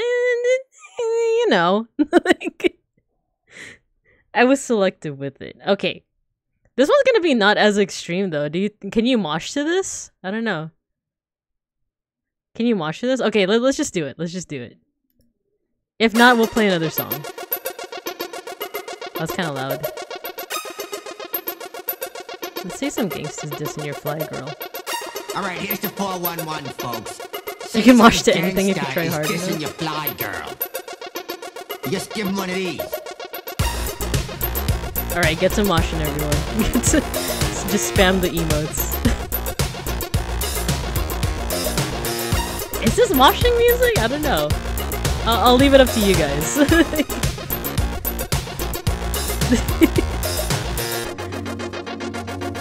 Dissing your fly girl. Dissing your fly girl. Alright, chat, let's say that some gangsta's dissing your fly girl. You just give him one of these. Dissing your fly girl.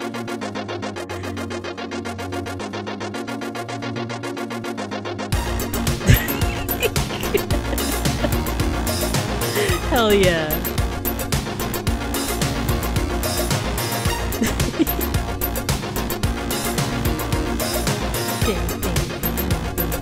Dissing your fly girl. That's my favorite part. He takes out the gun. Dissing your fly girl.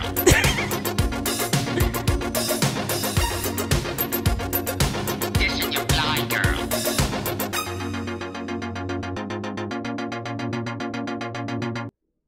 Okay, you know what? One more just because I like you guys. I like the moshing. We're gonna listen to one more. This one. Actually, I love this one a lot. It's only a minute, so make it count, everyone. Make it count. Dr. Sayers, Dr. Sayers. Dr. Sayers, Dr. Sayers. Dr. Sayers, Dr. Sayers. Oh, Dr. Sayers. Dr. Sayers, Dr. Sayers. What's wrong with me? I think you're crazy. Want a second opinion? You're all so late. Dr. Sayers, Dr. Sayers. Dr. Sayers, Dr. Sayers. Can I play the piano anymore? Of course you can. Well, I couldn't before.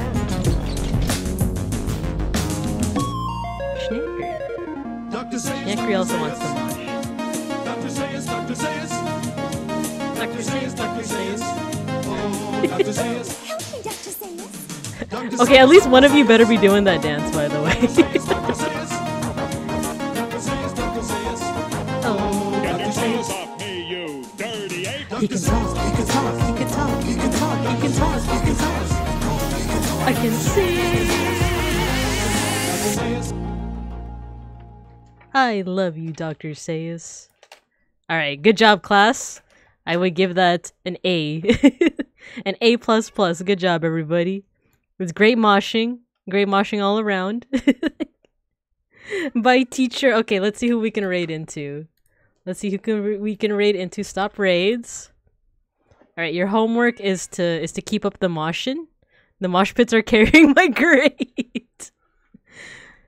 Alright, who shall we... Oh, Nomi's streaming. Has she been streaming? Did she just start or has she been streaming? The mosh... Thank you for the stream. Yeah, thanks everyone for joining in, for entertaining my rants, and for seeing me be a beginner at CSP. Today I learned to mosh and chat. Excellent. That's all you need. Thank you, Arsenic. And welcome. Alright, let's go ahead and raid into Nomi. She's still streaming, right? Like, she didn't... Yeah, okay, we're raiding into Nomi. Okay, thanks for the wet towel. Okie dokie. I was lurking? Okay, cool. Thanks, everyone. Your homework is to keep on keeping on. Thank you for the stream. Thank you, guys. Alright, we raid. Have a good rest of your evening. Oh, outro screen. Have a good rest of your day or evening or morning. And I'll see you guys when I see you guys. Well, bye. Schnick.